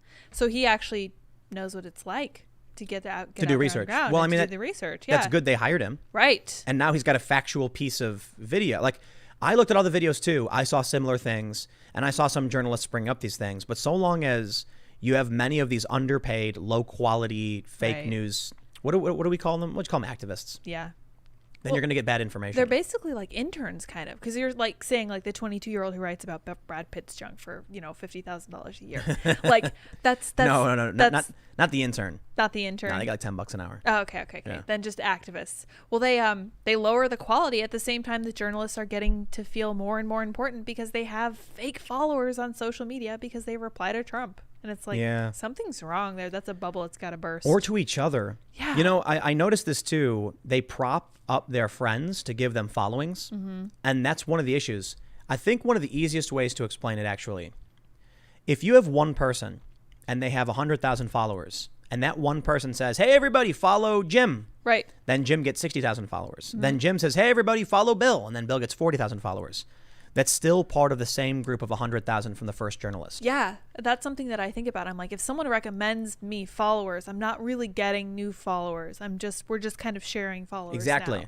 Like, that's not really an improvement. I don't really care. So this is actually a clever tactic that I won't name the business, but business model. So what you can do is you can duplicate your follower count for advertisers by creating new accounts and having people follow multiple accounts of yours. So you create a Twitter account, you get 100,000 followers. You create a second account, and you say, "Hey, everybody, follow me on this account too." Then you can say, "I have 150,000 followers." They imagine 150,000 people standing around when in fact it's the same 100,000. But you do that 10 times, and you have a network now, and you say, "Our network has over 1 million followers," and it's actually the same 100,000 just following a bunch of different accounts. You're gaming it. I mean, it's clever. It's not technically a lie. But it's not completely honest. So if you want to lead people to assume things, anyway, the point I'm bringing up is these journalists probably have a much smaller user base than they realize, but they see all these journalists, all these followers, and think that they're big, when in reality it's like, a smaller group between them.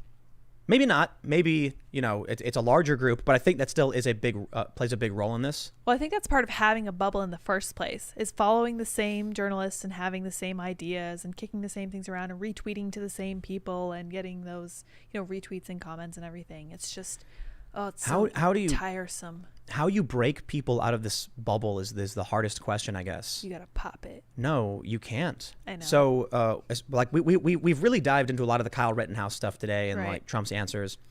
There's nothing I could say to my progressive SJW friends to convince them that they're wrong. Literally nothing.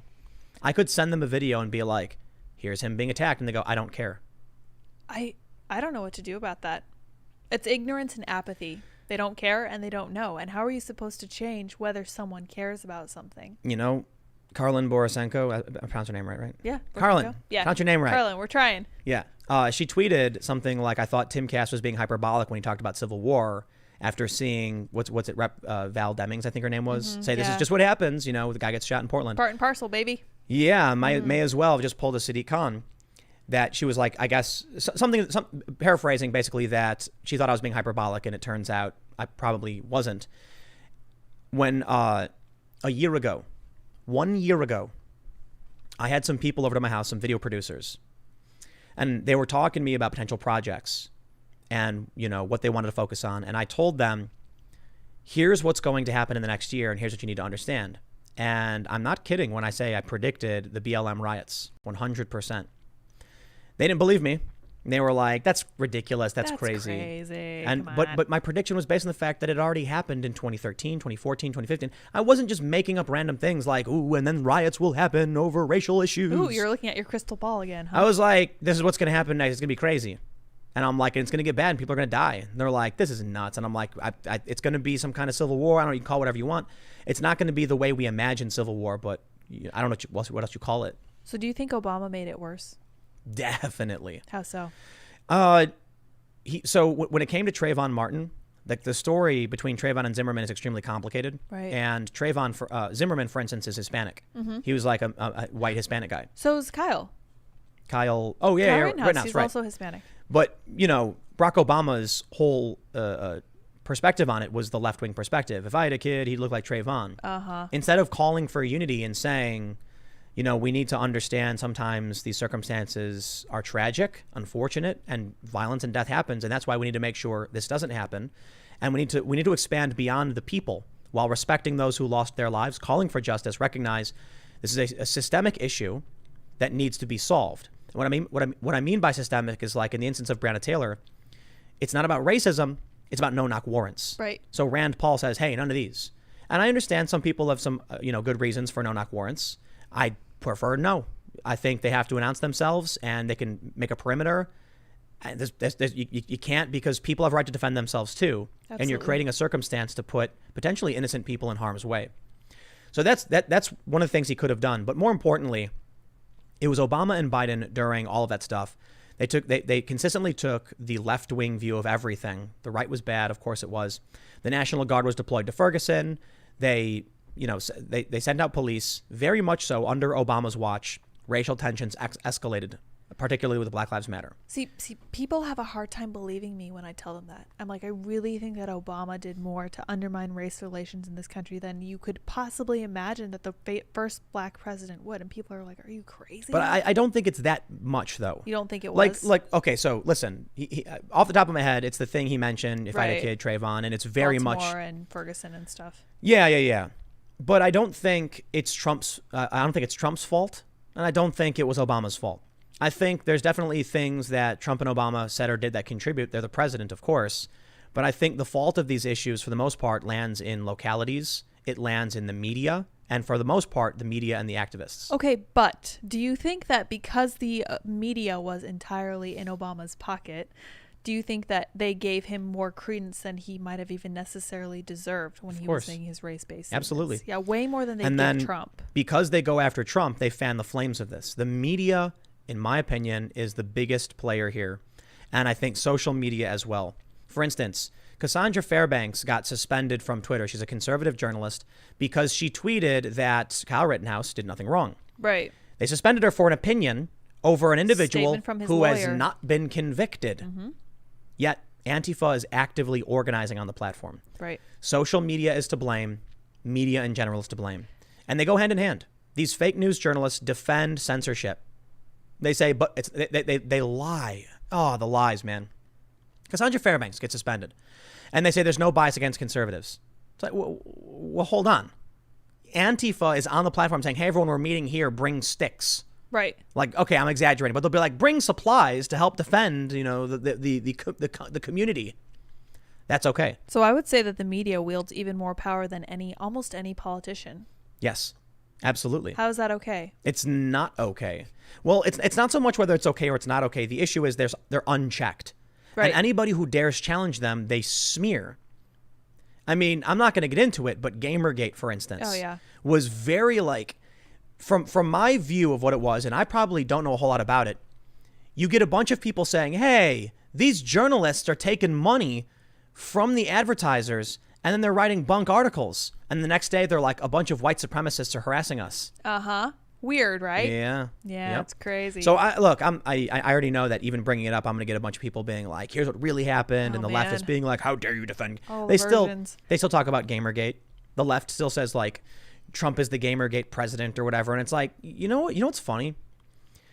Who was it who tweeted this? I think it was Oliver Darcy, claiming that the right defending Rittenhouse is like the definition of radicalization. Yes. That was him, right? That was him. So he's CNN guy for Sunday Morning. And I'm just like, okay, let's play a game.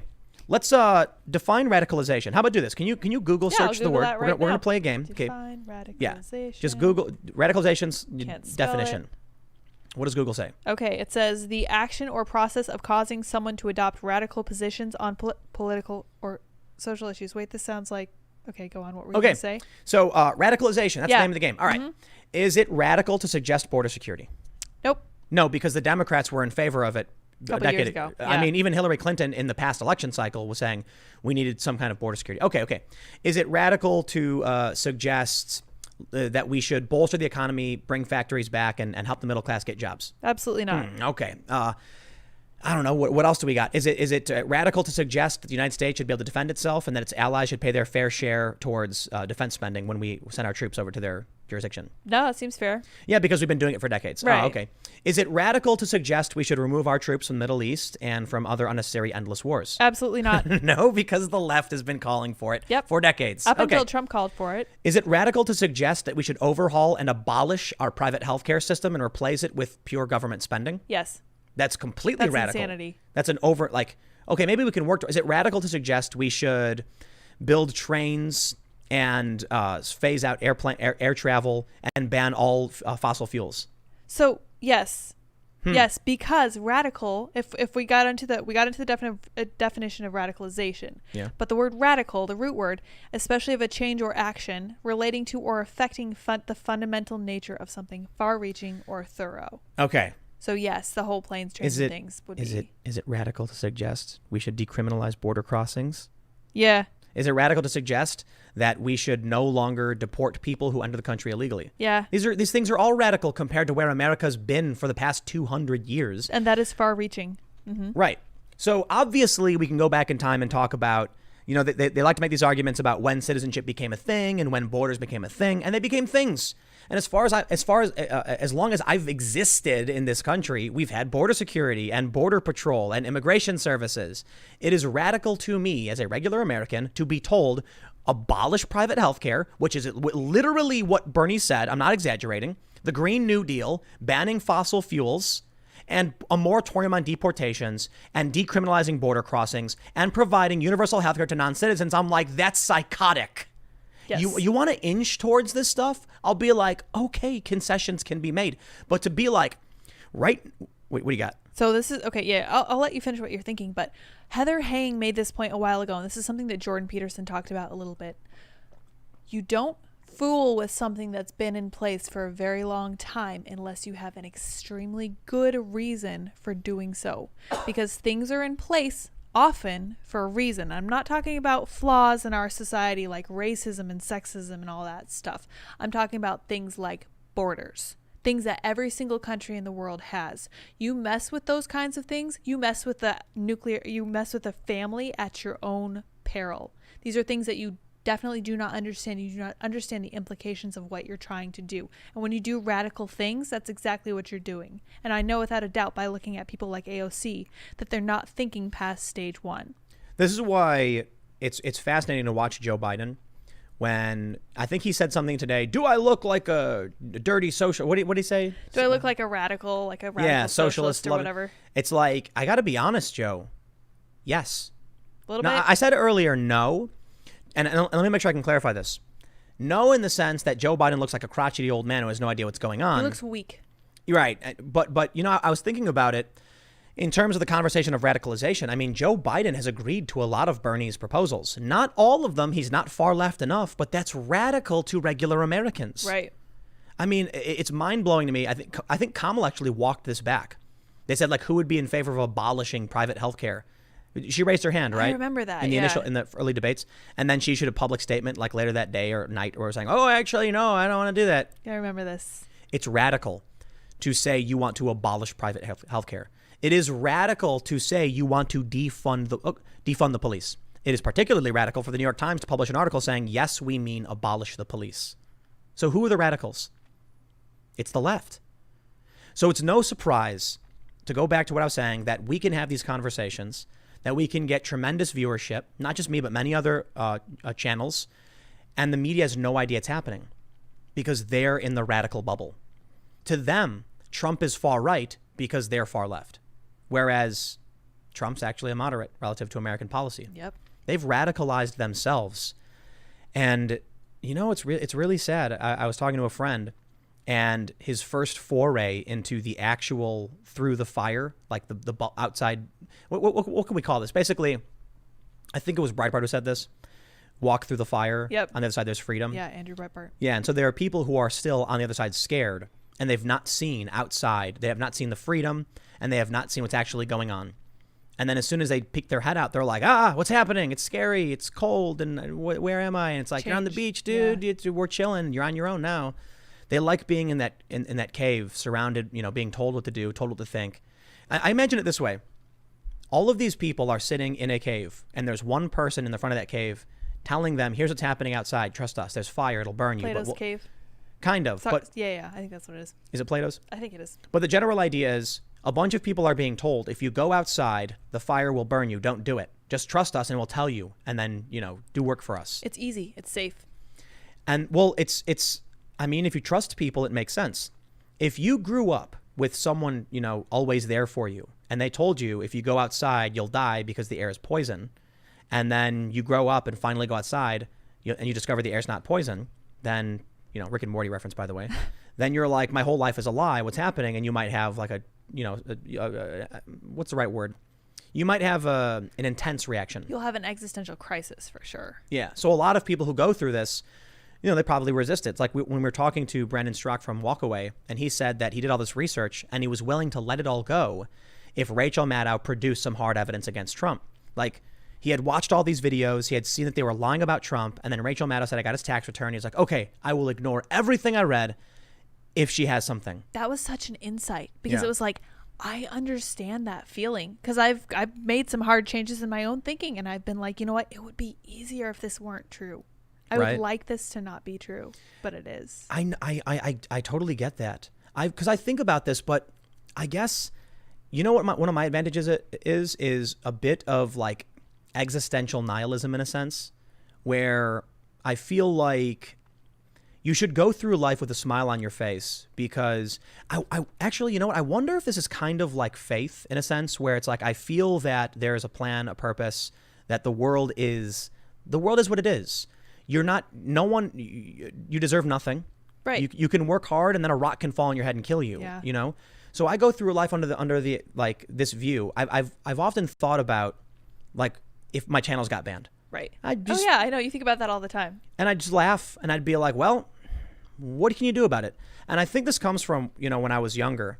I remember my dad telling me if he was telling me about the Great Depression, right, and how people were killing themselves because they lost all their money in the stock market and stuff. And I was like, why would they do that? And he's like, if you made $1 million and lost it overnight, you'd be angry too. And no, I wouldn't. I'd be like, wow, I had $1 million. How about that? Well, what do I have to do now to get what I need? If you go through life with that kind of view, then you're not going to be this negative, angry person who's refusing to accept reality, right? So here's the ultimate point I'm trying to make.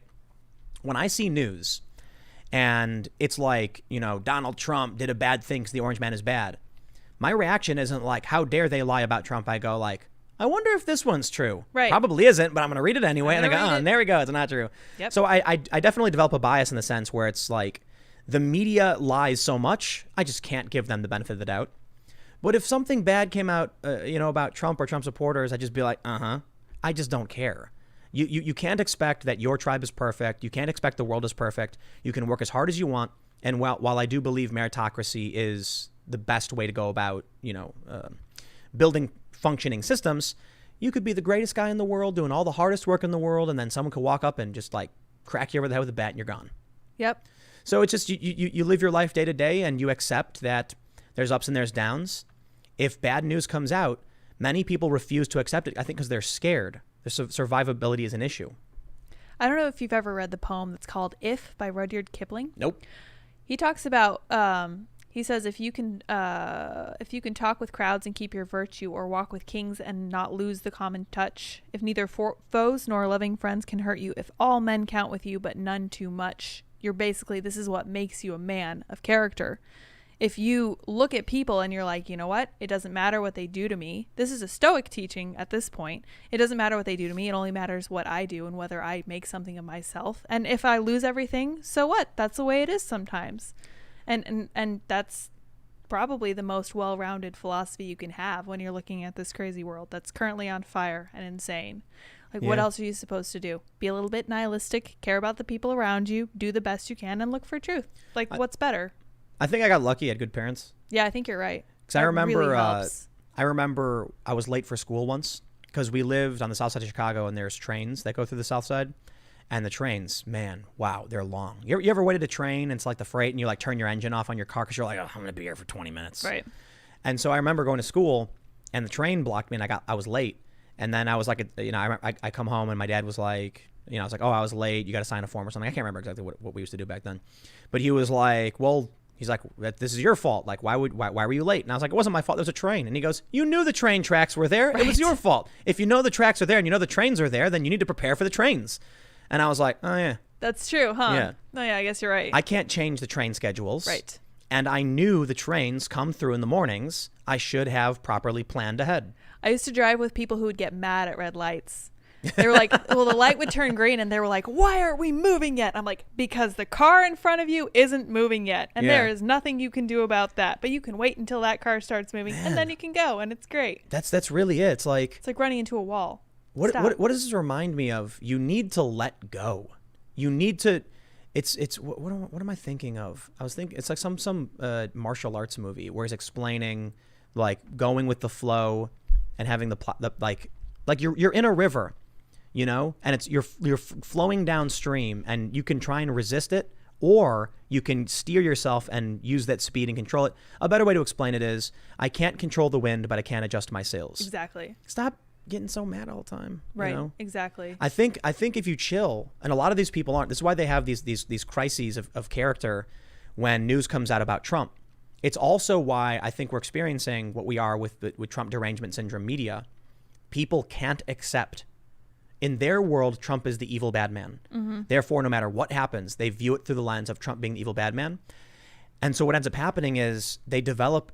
It's almost amazing how their brains are stitched together at this point, because it's kind of like if you took, I don't know, a motor scooter and duct taped it to a car and then put like bike pedals on it. You wouldn't expect it to be able to drive. You're like, what is this? Like, how do you actually make it move? Yeah. But they've somehow stitched together these broken Frankenstein thing. This Frankenstein worldview, and turned it into some kind of functioning system where they can still live, breathe, and eat.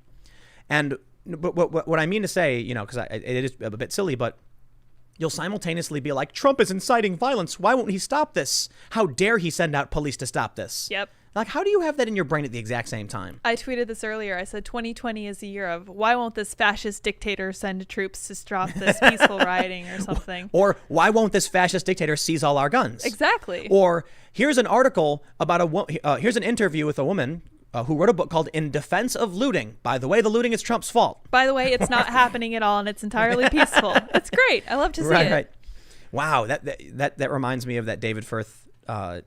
The news hasn't happened yet segments. If you guys haven't seen David Firth stuff, you really got to watch it, because the dude's a genius. Weird. But yeah, he has a segment called The News Hasn't Happened Yet. And that so reminds me of it. It's like, the riots are peaceful. The fires aren't really that bad. Protesters burning down buildings are also peaceful. Trump is inciting this. He didn't actually say anything to incite it. And he's sending out troops because he's a fascist. But the troops actually aren't there. And looting is actually a good thing. Yes. Okay. All of these things. No one sees any issue with this at all, except maybe us. It's, you know, so I guess the way I put it, though, it has to actually be the most negative interpretation. Always. Right. Trump's trying to send out Gestapo secret police to round up protesters while he's inciting the violence, and he won't stop the violence because it's Trump's America, and looting is good because the protesters are doing it, and it's reparations. You know, what's funny to me is if you sat them down and you asked them to explain what they were thinking, you know they wouldn't be able to. And that baffles me. How do you go through life without being able to explain what you think? Well, here it is, right? Yeah. How do you break people out of this broken worldview? There's nothing to break them into. Well, no, there is, like, to get them out and show them, like, so I was talking to a friend of mine who was very much like experiencing their first time through the flames. And I sent him an article, and they're like, huh. And you can clearly see when people are starting to realize, like, wait a minute, like, what is this all about? The things I was reading before said that the Orange Man is bad. And I'm like, here's a video. Watch the video. Just watch Trump speak one time. I've mentioned this several times, but having gone to Trump's rallies early on, I think inoculated me from Trump derangement syndrome, because it changed my assumptions. I met Trump supporters immediately. I watched Trump speak immediately. And then when I saw stuff in the news, I was like, he didn't say that, whatever. Yeah. You know? But I was working for companies experiencing them lie, so, you know. That's great. Yeah. Yeah, I always tell people, if you think that you know what the media is doing, you should just watch Trump speak and then watch what they say about it. Because I always kind of place my bets. I'm like, which way are they going to go with this? Are they going to go two different ways? Different outlets are going to say different things about the same thing that was said? They do. They totally do. It's great every time. Do you see the, let me see if I can find it. It's an old Instagram post where it wasn't, I didn't put this tweet together, but I wasn't able to properly attribute the photo because it was put together by someone with a very offensive name that would get me banned from Instagram. Oh, okay. So I was like, I don't know, I can't even say the name because it's going to result in like getting a ban. But check this out. Oh yeah. So this is a post I put on Instagram, and I think I mentioned this. I don't know, whatever. But anyway, you've got two screens. This is amazing. This is in a gym. On the left, you've got CBS. Sondland confirms a quid pro quo. This is in reference to Gordon Sondland testifying about Donald Trump and Ukraine. On the right is Fox News. Quote, I want nothing. Sondland confirms Trump told him no quid pro quo. You quite literally have two different news outlets reporting two different things being confirmed. They have the same image on the screen. Yep. They have Different it's exactly. Yeah. So here's what I said. I said two different realities, and it's impossible to convince people what's true, but I'll try anyway. Sondland did not confirm quid pro quo. He stated that he presumed there was one, but received no direct orders and heard nothing of this from any other staffer. He did confirm that Donald Trump said, I want nothing. Sondland's testimony of a presumed quid pro quo was contradicted by two other officials. Trump confirmed the I want nothing call. Maybe that's journalism, you know? To offer differing viewpoints. No. To actually do what I just did and say straight up. Yeah. You've got these two screens. Fox News was correct. CBS lied. Right. So just pick which is That's right. crazy, man. And so what happens is when you have this for 4 years and people build a worldview off of this, you can't change that because they'll go insane. They'll have a nervous breakdown. Well, that's what I mean. There's nothing to pop them out of. Like, there's nothing to pop them into, out of their little bubble. Where do you go from there? They've been building this for years, and there's nothing. And if you sit them, that's what I mean. If you sit them down and ask them to explain what they're thinking, they have nothing. This feels like a grand experiment in like mass delusional, mass like media-induced paranoid delusional complexities Yeah, it's or working whatever. great. Yeah, like that woman we talked about last week where she's like, Trump is an autocrat trying to take over and Yeah. Putin's helping him. It's like, dude, you're crazy. Go watch a movie or something. Yeah, that's crazy. Like, how about Donald Trump is a, kind of a pompous... Flawed president. Yeah. Getting stuff done. Yeah. Seth MacFarlane tweeted something about voting for Biden. And I was just thinking to myself, like, there's no way he really means this. Seth is smart. He's a smart guy. He's got 14 million Obviously, yeah. followers. Does he, like, it's just a game to him? He's like, well, Trump is bad, vote for Biden. I'm like, nobody who's paying attention thinks that Biden is better than Trump. Nobody's paying attention. The people who are wrapped up in bubble world where they're watching fake news certainly think Trump is like a demon from outer space or like, the child of a demon and an alien or something, trying to eat human beings and destroy the planet. He's an autocrat. Yeah. And, he's responsible for the riots while refusing to do anything, whatever. I don't think any sane person who watches real news and does research is thinking Biden makes more sense. The dude just did like his first rally in like 100 days or some ridiculous number, and he couldn't speak properly. And it's remarkable. You turn on CNN and they're like, Trump supporters for some reason think Biden can't speak. And I'm like, have you watched his rallies? Nobody is suggesting that the entire hour he spoke was him just like teeth falling out. I mean, But he gaffes. Yeah. All the time. Yeah. That one wasn't a gaffe, dude. When he was like, can you believe in a year we had, 100 year, it's, we more deaths in 100 years than a year. And I'm like, I don't know what you're trying to say, I'm dude. telling you, man. Nursing home flashbacks. Yeah. It's really sad, man. It's too bad. Well, I don't know what to. I don't know what we do other than maybe we do just stay home, make money, and vote. I think you should keep journalisming the journalists. I mean, like commentary watching for the the most part. Watchmen. Yeah. Well, yeah, I definitely. The good news we have for everybody right now is we have finally secured the new facility. Yes. Now we just need to get them to lay internet line down because it's in the middle of nowhere. We do need internet. Yes. Yeah. So in order to do a live show, you need good internet, and I don't think it'll be available yet. It might be. It might be actually. Yeah. So we're gonna try it out, but in order to lay down real internet, because it's like 1912 phone line that they're trying. Whoa. DSL. I'm kidding, Holy by the cow. way. But yeah, it's the old school lines. And if they, I'm glad it has any internet at all. If we want to get the high quality stuff for the show, we've got to lay actual fiber optic lines because it's in the middle of nowhere. And that's going to be fun, but it's a massive place. We got a lot of plans, and that's the good news, which means I'm definitely going to be looking for people to do fact checking. Yeah. Because there's a bunch of stories that I've gone through, and I'll do a segment, and it'll just be tweets. And I'll be like, here's a bunch of tweets from people. They're full of nonsense. Yeah, we need someone to fact check and write it up. And so I'm going to be probably hiring a couple people to handle that at the new place out in the middle of nowhere. So if you want to live in a hippie shack, there you go. Out in the middle of nowhere, campground, you get a teepee.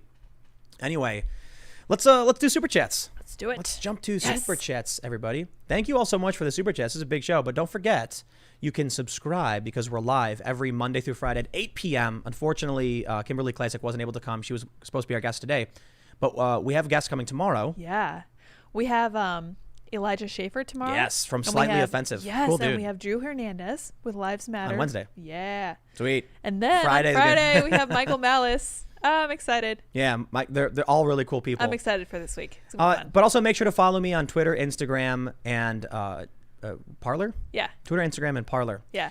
At Timcast, and you can follow at Sour Patch Lids. Look, I put the names back up. Oh, you put the names back up. There we are. On Twitter and Parler. But we're gonna read you some super chats. We got one here from Jim Farm. Luke 6:28. Blessed those who curse. You pray for those who mistreat you. With that in mind, here is a prayer. May the Lord Jesus Christ bless those in Antifa, and may he lead them out of Antifa into the truth. That is, I have tremendous respect for that. This is good compassion. And I want to make sure I stress, I am upset by any violence and death. Okay, I don't like to see it. A lot of people, when I saw that video of the dude in Portland getting gunned down, and you see his friend being held back screaming. Dude, that made me cry a little bit. That's gut-wrenching. It's awful. But I'll tell you what, I don't like these Antifa rioters or whatever, but when I heard the story about the girlfriend screaming for her boyfriend who got shot in the heart, I felt the same way. I don't want anybody to experience that pain. I don't care if they're bad people. I just keep saying I'm sad that we're here. It doesn't matter who's dying in the street. I don't care. It sucks. They're gonna say bad things about the dude who got shot. They say it was self-defense and all that stuff, and I'm just like, all right, I don't care. I get it. There's a divide here, but I'll tell you what, watching people get gunned down in the street is not a good thing. No. And that's why I'm like, man, I pray that the Patriot Prayer guys do not go out for retaliation. But I can get that feeling watching that video of your friend or being that dude who watched him just get gunned down in the street. Law enforcement needs to handle this. Trump said it. The friend of the victim who was there said the same thing. Yeah. And that's how you win. You let the law enforcement handle this. Yeah. That's the way you do it. They need to do their work. Yeah, man. But I appreciate the super chat. I hope the same thing. I hope they find their way out and can break free. Jay Bosquez says, Tim Chacho first. Until sued for every virtual cent, Twinkler and Fascist Book need equal red and rainbow checks and thumbs up. Second, WTF lock 6% of actual woohoo virus deaths. So I want to make sure I can get this one very, very clear. Also, hit the like button if you haven't yet. So the CDC updated their numbers. They said 6% of the deaths were only COVID-19. Yes. And 94% of the COVID deaths were with comorbidities. There's two contextual analyses coming out of this. Right. On the right, it's that the deaths that people died from something and they also had COVID, whereas the left is saying people died from COVID and they also had these things. Get it? Kind of. So basically, the argument is, what did someone truly die from? Right. 6% truly died from COVID, according to what was written down. Absolutely nothing else. 94, but that's not the point. The point is, the right is saying 94% of people died from something else and they had COVID. The left is saying 94% died from COVID and they had something else. Get it? Ah, yeah. Okay. The problem is only one contextual analysis is allowed. Right. Why is that? There should be nuance. Because of bias. And there should be, because if we want to have conversations about how to properly reopen and save our society, then we need a proper debate. And instead of banning people who say potentially the wrong thing, you need to have them engage in the conversation and then correct it. That's just, but instead they ban them.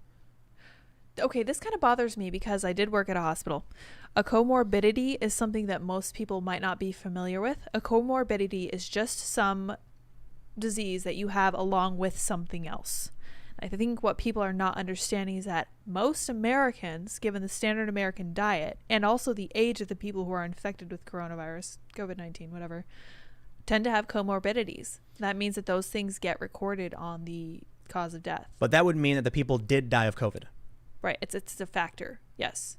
So I guess the idea is people are saying only 6% actually died from COVID. The rest didn't. That's wrong. That is not correct. Yeah. Right. Right. Right. It's an influencing factor. Yeah, and not something that should be discounted.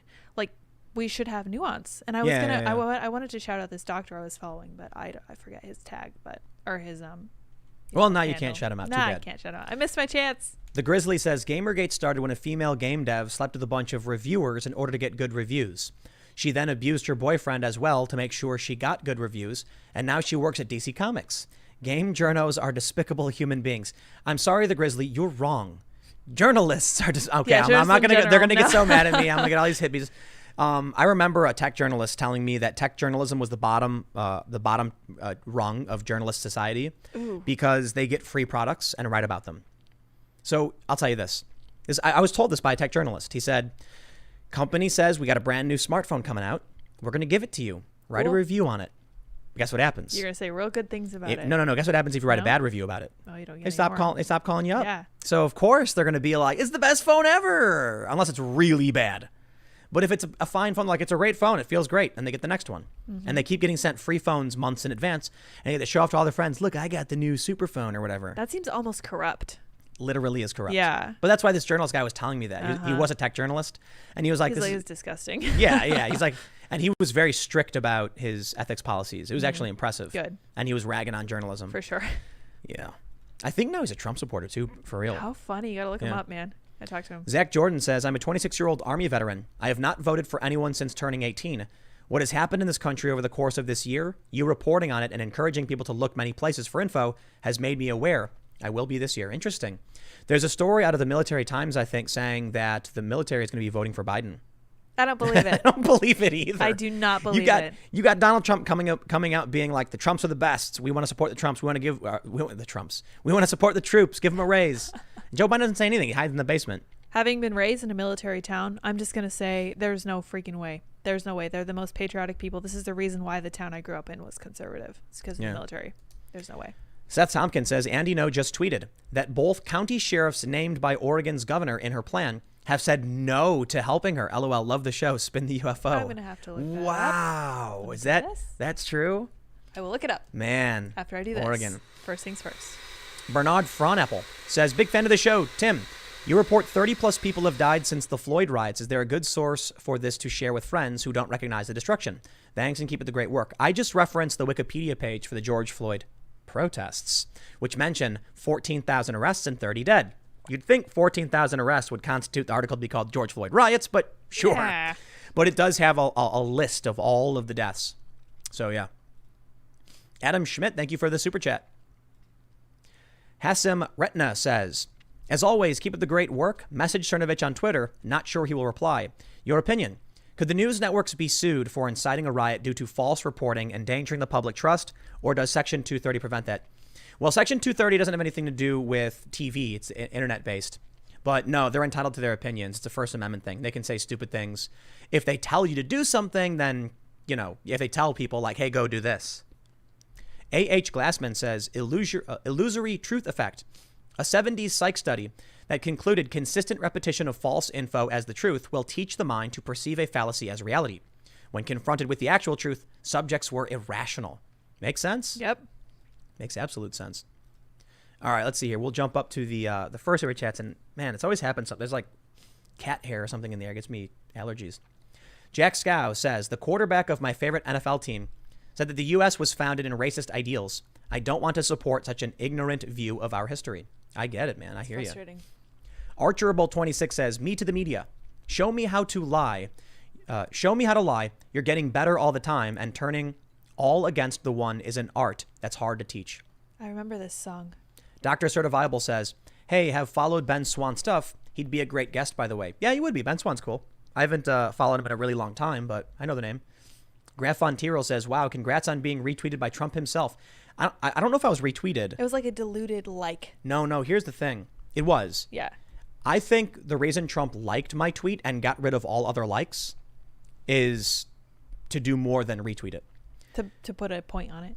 If Trump just retweeted me, it would have been gone in an hour. Down the timeline. By getting rid of all of his likes and liking only my thread, he made sure that anybody who goes to his page can see a dedicated. And so I'm like, you're gonna get me in trouble. Please man. stop. No, that's fine. No, I don't care. But man. I do like how no one has mentioned you. That's they don't. They didn't even mention the thread. Yeah. They mention the thread. They don't actually read it because, of course not. Heaven forbid. Why would they read things? Yeah, I think one of the challenges for a lot of the mainstream outlets is they'd have to be like, Tim Pool describes himself as a disaffected liberal who supported Bernie Sanders in 2016 and has now decided to vote for Trump. Yeah, they really don't want to get into that. Yeah, I don't think they do. I don't think they want people to realize it's a thing that exists because it would show people that you're not alone. If you're somebody who's sick and tired of what the Democrats are doing, They don't want people to know that. They want you to think you are alone, to sit down, shut up, and vote for what we tell you to vote for. Nice. Yeah. All right, let's see what we got here. Henry Allen says, Tim, blessings. Wisconsin is watching. Thank you. Appreciate it. Ground Floor Guthrie says, that face when you become the news. I got to admit, it was weird when, it was Lydia. She was like, did Trump like your tweet? And I'm like, oh, I don't know. Like Trump Jr. retweeted me or something. Yeah. Because, he follows me. And I was like, I don't know, whatever. And I didn't realize the severity of Trump removing all the likes and then just putting mine, like, read this thread, it says. And I'm like, oh, jeez, dude. I was like kind of freaking out about it. When Trump Jr. retweeted it, some outlets wrote an article and it was like so poorly framed. Of course. Yeah. It's so, expect They were like, less. Tim Pool, who has a right-wing audience. Dude. Okay. It's really funny because people who pay attention know that, like, my audience is mostly moderate. Like, pretty libertarian. Pretty libertarian, yeah. We did a poll and found that the biggest self-identified group were libertarian, followed by Trump supporters, then liberals. Mm-hmm. And there was even like 3 or 4% who consider themselves to be progressive leftists. Interesting. Yeah. Really interesting. I mean, I've gotten messages from people who watch, who are very, like, who social justice progressive, who are very polite and nice to me. Yeah. And they'll message me being like, I appreciate listening to what you have to say. I think you're really, really, really wrong. There have been some progressive, like, basically people like AOC who have messaged me saying they're a big fan. And I'm like, great. Even though I kind of rag on your, like, ideals and everything, like, yeah, but it's not bad. You know what I mean? I find a trend with people who write to you and people who comment on your stuff are people who say, I don't agree with everything you say, but I like the fact that you entertain different ideas and you actually appear to be looking for the truth. I guess so. I think that everybody can respect that. I think that's what I'm doing, but I think I'm biased. I don't know. You could be. I'm like, Democrats are bad all day. Right now they're the baddies. They are pretty bad. And I often self-reflect and I'm like, why are they so bad? And I'm like, I remember we were talking once and I was like, how many videos did I do about Democrats panicking? We keep doing that. We were trying to make thumbnails. I'm like, are they panicking again? Yeah, I'm like, I can't do like a 5th panicking video this week, can I? But the article literally says, once again, the Democrats are panicking. I'm like, are they lying about this? And then it's like, they name a Democrat. And it was like, John Smith, an operative for this organization, is saying, we're really shocked by this. And I'm like, I guess they're panicking. They've been in a panic since Trump won. They're so disorganized. Yeah, they've never stopped freaking out. They're crumbling. Seriously. Dr. Rollergator says, yes. I looked outside my window and didn't see anyone dying of coronavirus, so I don't know what the heck Biden was talking about this afternoon. What did he say something about that? No, he was talking about like how many people had died, like 101 year and 100, things. Yeah. I didn't, yeah. So somebody tweeted a picture of DC and they're like, oh, this is scary. People are like walking by in the park. And I was like, oh, so is this Trump's America? Or, right. I mean, I'm just They're like, DC seems crazy right now. As people in the park, I'm like, yeah. Trump's America seems pretty good, huh? Yeah, seems great, right? We're chilling. There's a meme. It's really funny. It's a guy drowning. It says, it's like Biden. Mm-hmm. And then Trump's in a helicopter and he's like, quick, accept federal assistance. I'm like, no, go away. And then as the helicopter leaves, they yell, this is Trump's America. Yeah. Seriously. Let's see. Talbot Link says, I showed my dad an unedited video of the Molotov toss as the kid in Kenosha after the brightness watched video in the news Friday night. Couldn't see the flames. He said the vid I showed was edited because it was longer. The guy threw a plastic bag. He didn't throw a Molotov. Oh, okay. Yeah, Rosenbaum was chasing after Rittenhouse. He threw what appears to be a plastic bag. Rittenhouse was running. Someone raised their gun into the air and fired a shot into the air.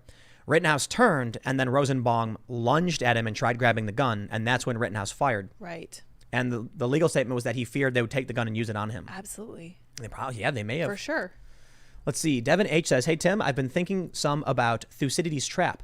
The definition refers to international adversaries. However, do you think it could work on a smaller scale, i.e. the regressive left v. liberalism? The general idea, maybe. I guess you can frame it this way. Thucydides' trap is that whenever a dominant power is challenged by a rising power, it results in war. So you have the dominant power, liberalism, being challenged by the rising power, progressivism. Will it lead to war? I don't necessarily think so. It's not the same thing, but maybe. I think the bigger issue is that the progressive left in this country is so divergent from the rest of American society. That's what's going to lead to chaos. Yeah. And they're small but growing, and it is a cult-like ideology. Well, they are the element of instability. Like, you can look at the center, you can look at the right, and there is not this far-flung ideology, these crazy fanatic people. I got an email from a Democrat asking if I would support them, and I said, like I do, it was from the volunteer from the campaign. I said, does so-and-so support the repeal of Prop 209 in California? And they responded with, we're not based in California, but I assure you we can discuss ways in which the candidate will help fulfill affirmative action goals. And I was like, you just answered the question. Yeah, wrong you answer. are supporting.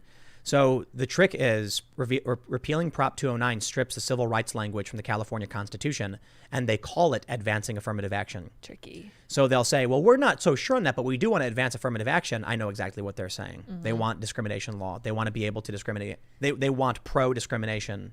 Or they're paying policies. so little attention that they would vote yes on it. Yeah, definitely. That's scary. All right, let's see what we got. Arthur Wilcox says, Kyle Rittenhouse was videoed beating up a girl. It's making things look different. So the charges he had before stem from that. He got caught speeding after the incident. Interesting.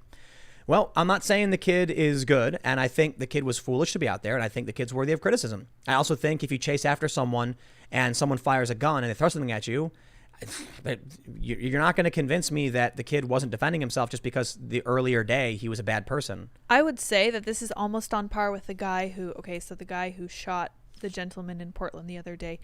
People were saying that he was basically a criminal because he had brought a gun to a protest in the past. I don't like it. I don't think that matters. Just like I don't think it matters that you have a tussle with somebody. I don't care who you hit. Seriously, as a 17-year-old, especially as somebody who's brawling, because I saw the video. I don't think it's enough. The guy in Portland who had gotten arrested previously with a gun, this is a tough one. I see a lot of conservatives mentioning that he should have been in jail, and I'm like, yeah, he should have. And if the DA had followed the law, he'd have been in jail, or he wouldn't have had the gun, and this wouldn't have happened. However, on the grand scale, the 2A argument shall not be infringed. Should be absolute. So I think the way I look at it right now is, my preferred view of it, idealistically, is he's a murderer, charge him with murder, and we can always talk about what could have been. But here, right. Sure you can. But I don't like the idea that people are going to say something like, if only we took his gun away, then he wouldn't have murdered somebody. I don't like that line of thought. That's the gun control argument. Yep. That is. However, I think right now the argument is the law is the law. And if he broke the law, then what he should have done is, after he got arrested for it, filed a lawsuit challenging the constitutionality of the gun law, and then potentially try to get it overturned. Right. That's the process. So theoretically, if the system was upheld the way it was designed, the way they claim they want it to be, this could have been prevented. Yeah. So that I understand. They are the ones in Portland and the left arguing for gun control. Right. This was the one time they didn't uphold their own standard, and now someone's dead because of it. So I understand there's hypocrisy there. There definitely is. My idealistic version is he's a murderer. Yeah, of course. He's an alleged murderer. Innocent until proven guilty. And I believe in the Second and Fifth Amendments. I believe in all the amendments. Yeah, so. of course. They're pretty great. Well, and if he were committed to murdering someone, if he were really wanting to go after a Trump supporter, it wouldn't have mattered if he'd done it with a machete or a gun or a blunt object. He would have made it happen. But gun made it easier. Yeah, if he wanted to do it, he would have done it. Yeah. Yeah, I think guns definitely make it easier. Make it quick. If he had a blunt object, I don't think anybody would have died. If he had a knife, somebody would have died. Yeah. But because pepper spray is not going to do anything. Right. But I mean, I don't know, man. It's people want to find a way, they're going to find a way. If they were hunting people down, he would have gone up behind him and hit him over the back of the head. He would, you know what I mean? The gun just made it brazen. In fact, there's an advantage in that the gun made it loud and obvious. Yes. So there's video of it happening. Yeah. And you can see him running. I imagine if it was a quiet stealth attack with a knife or something, we might not even have known what happened. Found him till the next morning. We wouldn't have found him at all. Yeah. There'd just be a guy who slumped over. I don't know what happened. Someone ran up to him and then ran off. So I don't know. Pros and cons. It's hard to know exactly, right? LT says, Tim, maybe a theory, but what if the entire riot craziness and businesses killing it is actually to drive people out of Dem cities to hijack real estate market? What if elitists just want to buy that sweet, dirt cheap real estate? I mean, Bill de Blasio You mean said like Bill de Blasio? Yeah, he said it's exactly what he wanted He's like, to do. I'm buying it up. Everybody's and leaving. that's why I saw he's doing it on purpose. I think so. He wants to create public housing. But you know what my preferred conspiracy theory is? I'm not gonna frame it in this way. I'm just gonna tell you this. Everything that's happening is benefiting us in the event of a full-scale war with China. I like that conspiracy theory. It's a little bit positive. Not even so much about being a conspiracy theory, but just what has happened has benefited this country if a war to break out. Our cities are decentralizing. People are going to other areas. Jobs are becoming essential only. People are arming to the teeth. And Or people are working from home. yeah. Yep. Another thing I noticed that seems maybe a little bit petty was that now when you go to the store, you don't get the selection you used to. And this might just be because I'm a girl, but you're being honed in. You're being a little less spoiled. Yeah. You're being conditioned to expect less. Right. Which people would great. Look, people would go in there and be like, I want strawberry koala yummies raspberry bars and vanilla koala yummies. Yeah. And now they don't have them, and they go, oh, well, where are they? Now it's like there's milk, bread, and eggs. Yep. If there's a food shortage in a real crisis, also the supply chain being disrupted. Yes. Manufacturing coming back. I talked about this years ago. I was like, man, if China wanted to and they just cut off manufacturing, we'd be done. Oh, for sure. Over. So before we go to war, all of these things need to have happened. So maybe that's bad news. Yeah, I mean, but all I can say is it is happening. I mean, maybe it is positive that it's happening. Maybe it's what we need right now. Who knows? I guess we'll see, right? Well, all right, let's see. Where are we at? We got one right here. Dragon Warrior says, I'm from Kenosha. Man, love the show. Pray for us. I hope it doesn't get crazier after tomorrow. Probably will move soon. It's been getting worse 4 years. Absolutely, wow, man. Dude. I think, what's Kenosha? It's like a half an hour north of Chicago, right? Yeah, something like that. It's really close. Well, yeah, because in Milwaukee, I think it's like an hour and a half. I've only ever been to Milwaukee, I think 3 times. And I lived in Chicago, and it's kind of weird. You'd imagine, like, you live from Chicago. It's a different state, right? So. Yeah, but it's like an hour and a half drive. It's not even that far away. Except, I guess people in Chicago complain because the people in Milwaukee brew beer, and then it flows down all the garbage into Chicago, and then we swim in it. That's not nice. Yep. All right, let's see what we got. Eric Postachuk says, I really feel like Donald Trump needs to press the fact the law requires that a governor must accept federal approval. It seems like the left is baiting Trump to seem fascist and blaming him when he isn't. Yep. Yes, it's like no matter what he does, it's a trap. Exactly. But that's why I don't think he should invoke the Insurrection Act for the most. Like, I lean in that direction. It's hard to know what to do for sure. But I see a lot of conservatives saying, do it, invoke this. And I'm kind of like, the Insurrection Act, in my opinion, should be when a city is completely broken. Like in 1991. These cities seem a little broken to me. No, they seem like Portland, for instance, has violence popping up. Well, I guess in terms of COVID, for sure. But in Kenosha, where you have rioting over a few days, it's not the same as the LA riots. It's not the same. So we're really, really close to it. Yeah. I'm just saying we're not at that point yet where civil society is broken down and isn't functioning, and Trump has to restore everything back to the way it was. We have so many cities right now that are up in arms. That's the other problem. Can Trump deploy troops to secure every city? And if he can't, then should he just wait and do like a triage kind of thing? This has kind of been bothering me because I'm like, what if we don't have enough National Guard? What if we don't have enough troops to keep everyone in line? I think we do. And I trust our military, like, I think implicitly, but I think it's very easy to crush these crush these riots and arrest the extremists. The problem is the DA in Portland is letting them go. That's what it comes down to. It doesn't matter if you arrest them if nothing happens. If they just get released. Right, exactly. So we don't need as many police. But I think for the most part, Trump should hold back a little bit, and the Insurrection Act should be for a point when the city is in absolute chaos 24/7 and nothing is stopping. Last resort. Yeah. That makes sense. And especially now, if Trump did it, they'd just be like, "Oh no, we're being taken over," and then they'd secede or whatever dumb thing they were talking about doing. Cool. Well, that was the War Games thing they talked about, seceding the West Coast. All right, let's see. Where are we at? I read that one, and I read the one about Andy No. And let's see. Connor Astron says, the philosophy Tim and Lydia have added to my mind really has helped me. Oh, appreciate it. Happy to hear it. Well, Lydia's a big fan of Stoicism. I am. Yeah. I'm a nerd. I'm sorry. Long Reach Jones says, thank you. That radicalization analogy is the perfect example to bring the difference between the U.S. and Australia into perspective. Australia socialized medicine versus U.S. privatized medicine. It's really just about what's dramatically different for Americans. Yeah. And if you want to overhaul the entire system overnight, it's radical. Well, everything looks different to a different country. Like what is radical in Germany is not radical in the U.S. and vice versa. Just what you're used to. What I think is really funny is, I think I'll just be reiterating the same point, that the left thinks being a normal American is radical. Yeah. That's what they're saying. And Joe Biden adopting any one of Bernie's policies or even negotiating is radicalization. Trump is moderate. He's in the middle. Yeah. That's from the New York Times and from Vox, man. Colin N says, honest question. At what angle could Kyle have shot the dude in the head? His first rounds hit him in the groin. If he grabbed the barrel, how would it have passed his head? I don't know. My bigger question is, how did he get hit in the back? Yeah. He turned. I He still like don't got know. hit and then he spun. That's what somebody was commenting. I Yeah. found that tweet you made, and they're like, maybe he turned. I don't know. The Gym says, "Hey Tim, relatively new viewer, and I dig that you're willing to flex your opinions based on evidence. A rare trait these days. P.S. I'd love to see you talk with Don from Plebeian Media. Cheers. I'm not familiar, but we'll look into it." Plebeian Media. Robert Stratton says, "Don't bring Logos to a Pathos fight." What is that? Do you know? Pathos is feelings. Logos is logic. Right. There you go. Chris Clark says, "Make a beanie Faraday cage so when everyone has Neuralink, they won't get hacked." That's a great That's really idea. smart. I like it. Megan Stewart says, "No Biden, no Trump. Choose Unity 2020. Check it out." This is crazy. Twitter and Facebook, I think, and Facebook I believe it was Facebook as well. banned the articles of unity. Yeah, like why? I What are they don't afraid know. of? That's so weird. Unity. Yeah, Scary. this is creepy. So it's Brett Weinstein's project, right? Yeah.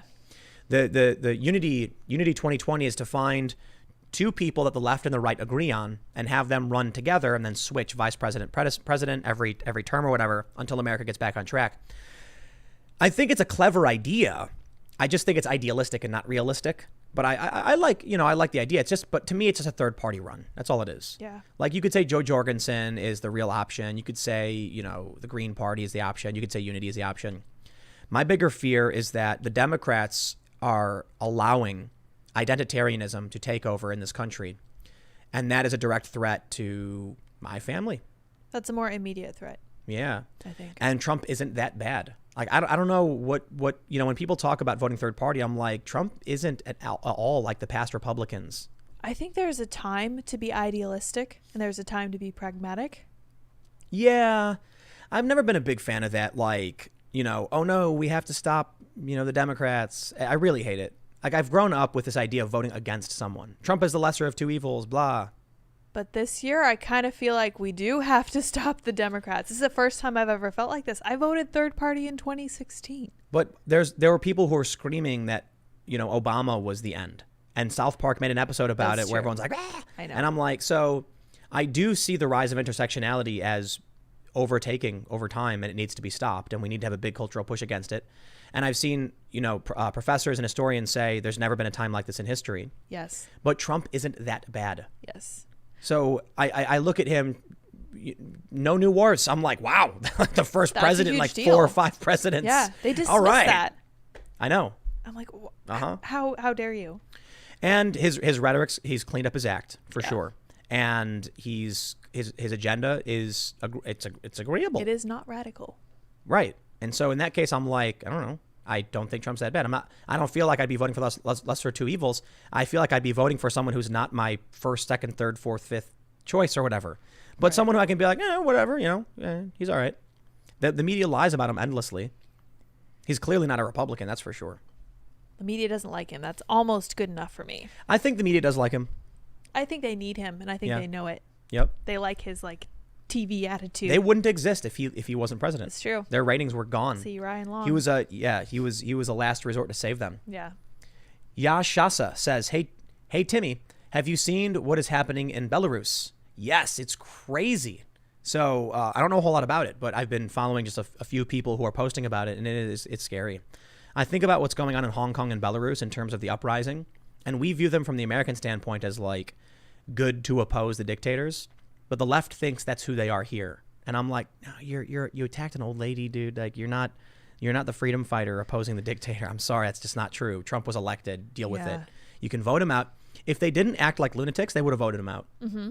If they were just like, well, we lost this one, good game, guys. We're going to focus on doing better next time, and we're going to find a more likable candidate. They could have been rational about it. They would have won. All they had to do, as Ben Shapiro loves to say, was not be crazy. They couldn't do it. They couldn't even do They that. couldn't do that. It's a rebuild year. Yeah, they're Or taking a year. 4 years. They They got to figure out their taking a leadership. term off. Yeah, man. Well, hey, anybody. Let me read one more super chat. Actually, Okay. Megan Stewart says, if it doesn't work, I'm totally voting for Trump. The ticket is Dan and Tulsi. I like that. I like that ticket. I do. But I don't think the left will. They hate Tulsi and they really hate Dan. Dan Crenshaw? Yeah. Oh, yeah. Dude, the left really hates Tulsi Gabbard. The resistance left calls her a Russian, and the progressive left calls her alt-right. There's just like moderate people like me who liked her because we recognize her as someone who's trying to build a bridge. She was a more progressive lefty. And I was like, I like a bit of her platform, but she's got military experience. I like Dan Crenshaw for the same reason. So I like the idea of a Dan Tulsi ticket. But the left is not going to go. Yeah, the left's not going to go for it. Yeah, I know. They won't go for it. And the right won't either. It would be really funny if Tulsi was president and Dan was vice president, and she was like, "We're pulling the troops out," and Dan's like, "That's a bad idea." And he throws a hissy fit. Yeah, but I feel like they could talk it out. I feel like a presidency like that would be fantastic. I love the idea. They would engage with each other and come to the right conclusion somewhere in the middle. They would have to. I'll keep my eye on it, but I just see it as another third party run. That's not. I know. I don't see you getting critical mass for this because people like Trump. Yeah. And you're not. And so the problem I see here is that the only thing a Dan Tulsi ticket will do is stop Trump from winning. Yeah. For real. That's the problem. That's the problem with third party candidates, unfortunately. I don't like the way it is, but. Brent Chappell says, love the show. Like how you are having guests on more often now. Would you ever consider having people like Ben Shapiro, John MacArthur, or Dave Rubin on? Stay safe and awesome. Well, of course. I don't know. Who's John MacArthur? John MacArthur is a pastor. I don't know who that is. He's a preacher? Yeah, he's like, I know. He leads a church. Yeah. I'm just not familiar with him. Yeah. Ben Shapiro and Dave Rubin, I know, and of course. And Maybe I would love to have like some regular people on. Yeah, you keep saying this, and I get regular people hitting me up, and I'm like, it's too many regular people. Oh, yeah. But we definitely, it's really hard if like, it's going to be, we're going to have to vet people. Yeah, we're going to narrow it down. We got to figure out like what they do and have conversations with them. Yeah. But it'll be interesting to get someone into the spotlight who normally doesn't have the opportunity to say, hey, I'm a plumber from, Ohio, and I just have some kids and they're going to college. Car, like a mechanic or something. Yeah. That'd be great. Yeah, that'd be really cool. Scott S. says, someone, and I've seen some leftists bring up Kyle fighting a girl and how that puts him in a bad light. But they seem to refuse to talk about Jake Blake's priors on George Floyd's priors. Exactly. I don't care about either. I don't care about priors. Yeah, I care about. Right. I don't care about. George Floyd has a history. I care about whether they stepped on George Floyd's neck until he expired. That's nonsense. I care about whether Jacob Blake was being arrested for a warrant and pulled a knife and was fighting with cops. Exactly. So I care about the situation they were in at the time. Yeah. I care about Kyle defending himself. That's it. It's fair to say that past instances can, alter it to a certain degree, but but you still are. You're right. You're innocent until proven guilty. Jacob Blake was too. Yeah. All right. Let's see. Stankley Bawis says, "Hey Tim." Oh, I see. Stanky Balls says, Stankley. Hey Tim, just to lighten up everyone, I feel like we should all have a laugh at things like when I'm watching Timcast clips and all of a sudden the outro with you looking 20 pounds heavier comes on. Stay strong, folks. That's a good point. You are losing weight. You got to do another one. Well, I think it's from all the skateboarding. We got to record when I'm all fat. I'm like, I've been skating very, very often for sure. You'll have good before and after pictures. We'll record a new one. I had to put up a new profile pic because I was like, it got to that point. I often see people rag on others for having old profile pics. You're like, and no. And I was like, I just never thought about it. And I'm Yeah. like, whoa, that is 3 years old. I'm going to take a new profile pic. And everyone's like, you look so mad, Tim. I'm like, I don't know. What am I supposed to do? Caper2X says, think Viva Frey and Barnes Law as guests. They think highly of you. I think they're great. I'd love to have Yeah, them we're on. working on it. Working on Viva for sure. Fantastic Mr. Knox says, have you seen the video of a man in Baltimore getting bricked by a BLM supporter? I don't know if he was a BLM supporter. I saw the video, though. It was crazy. But look, these videos happen all the time, man. T-Zoning says, people on the right hate Dan because he wants red flag laws and spying on gun owners. Yep. Tulsi has a insane gun control policy. Not all people on the right know about his TAPS Act, red flag law, and spying.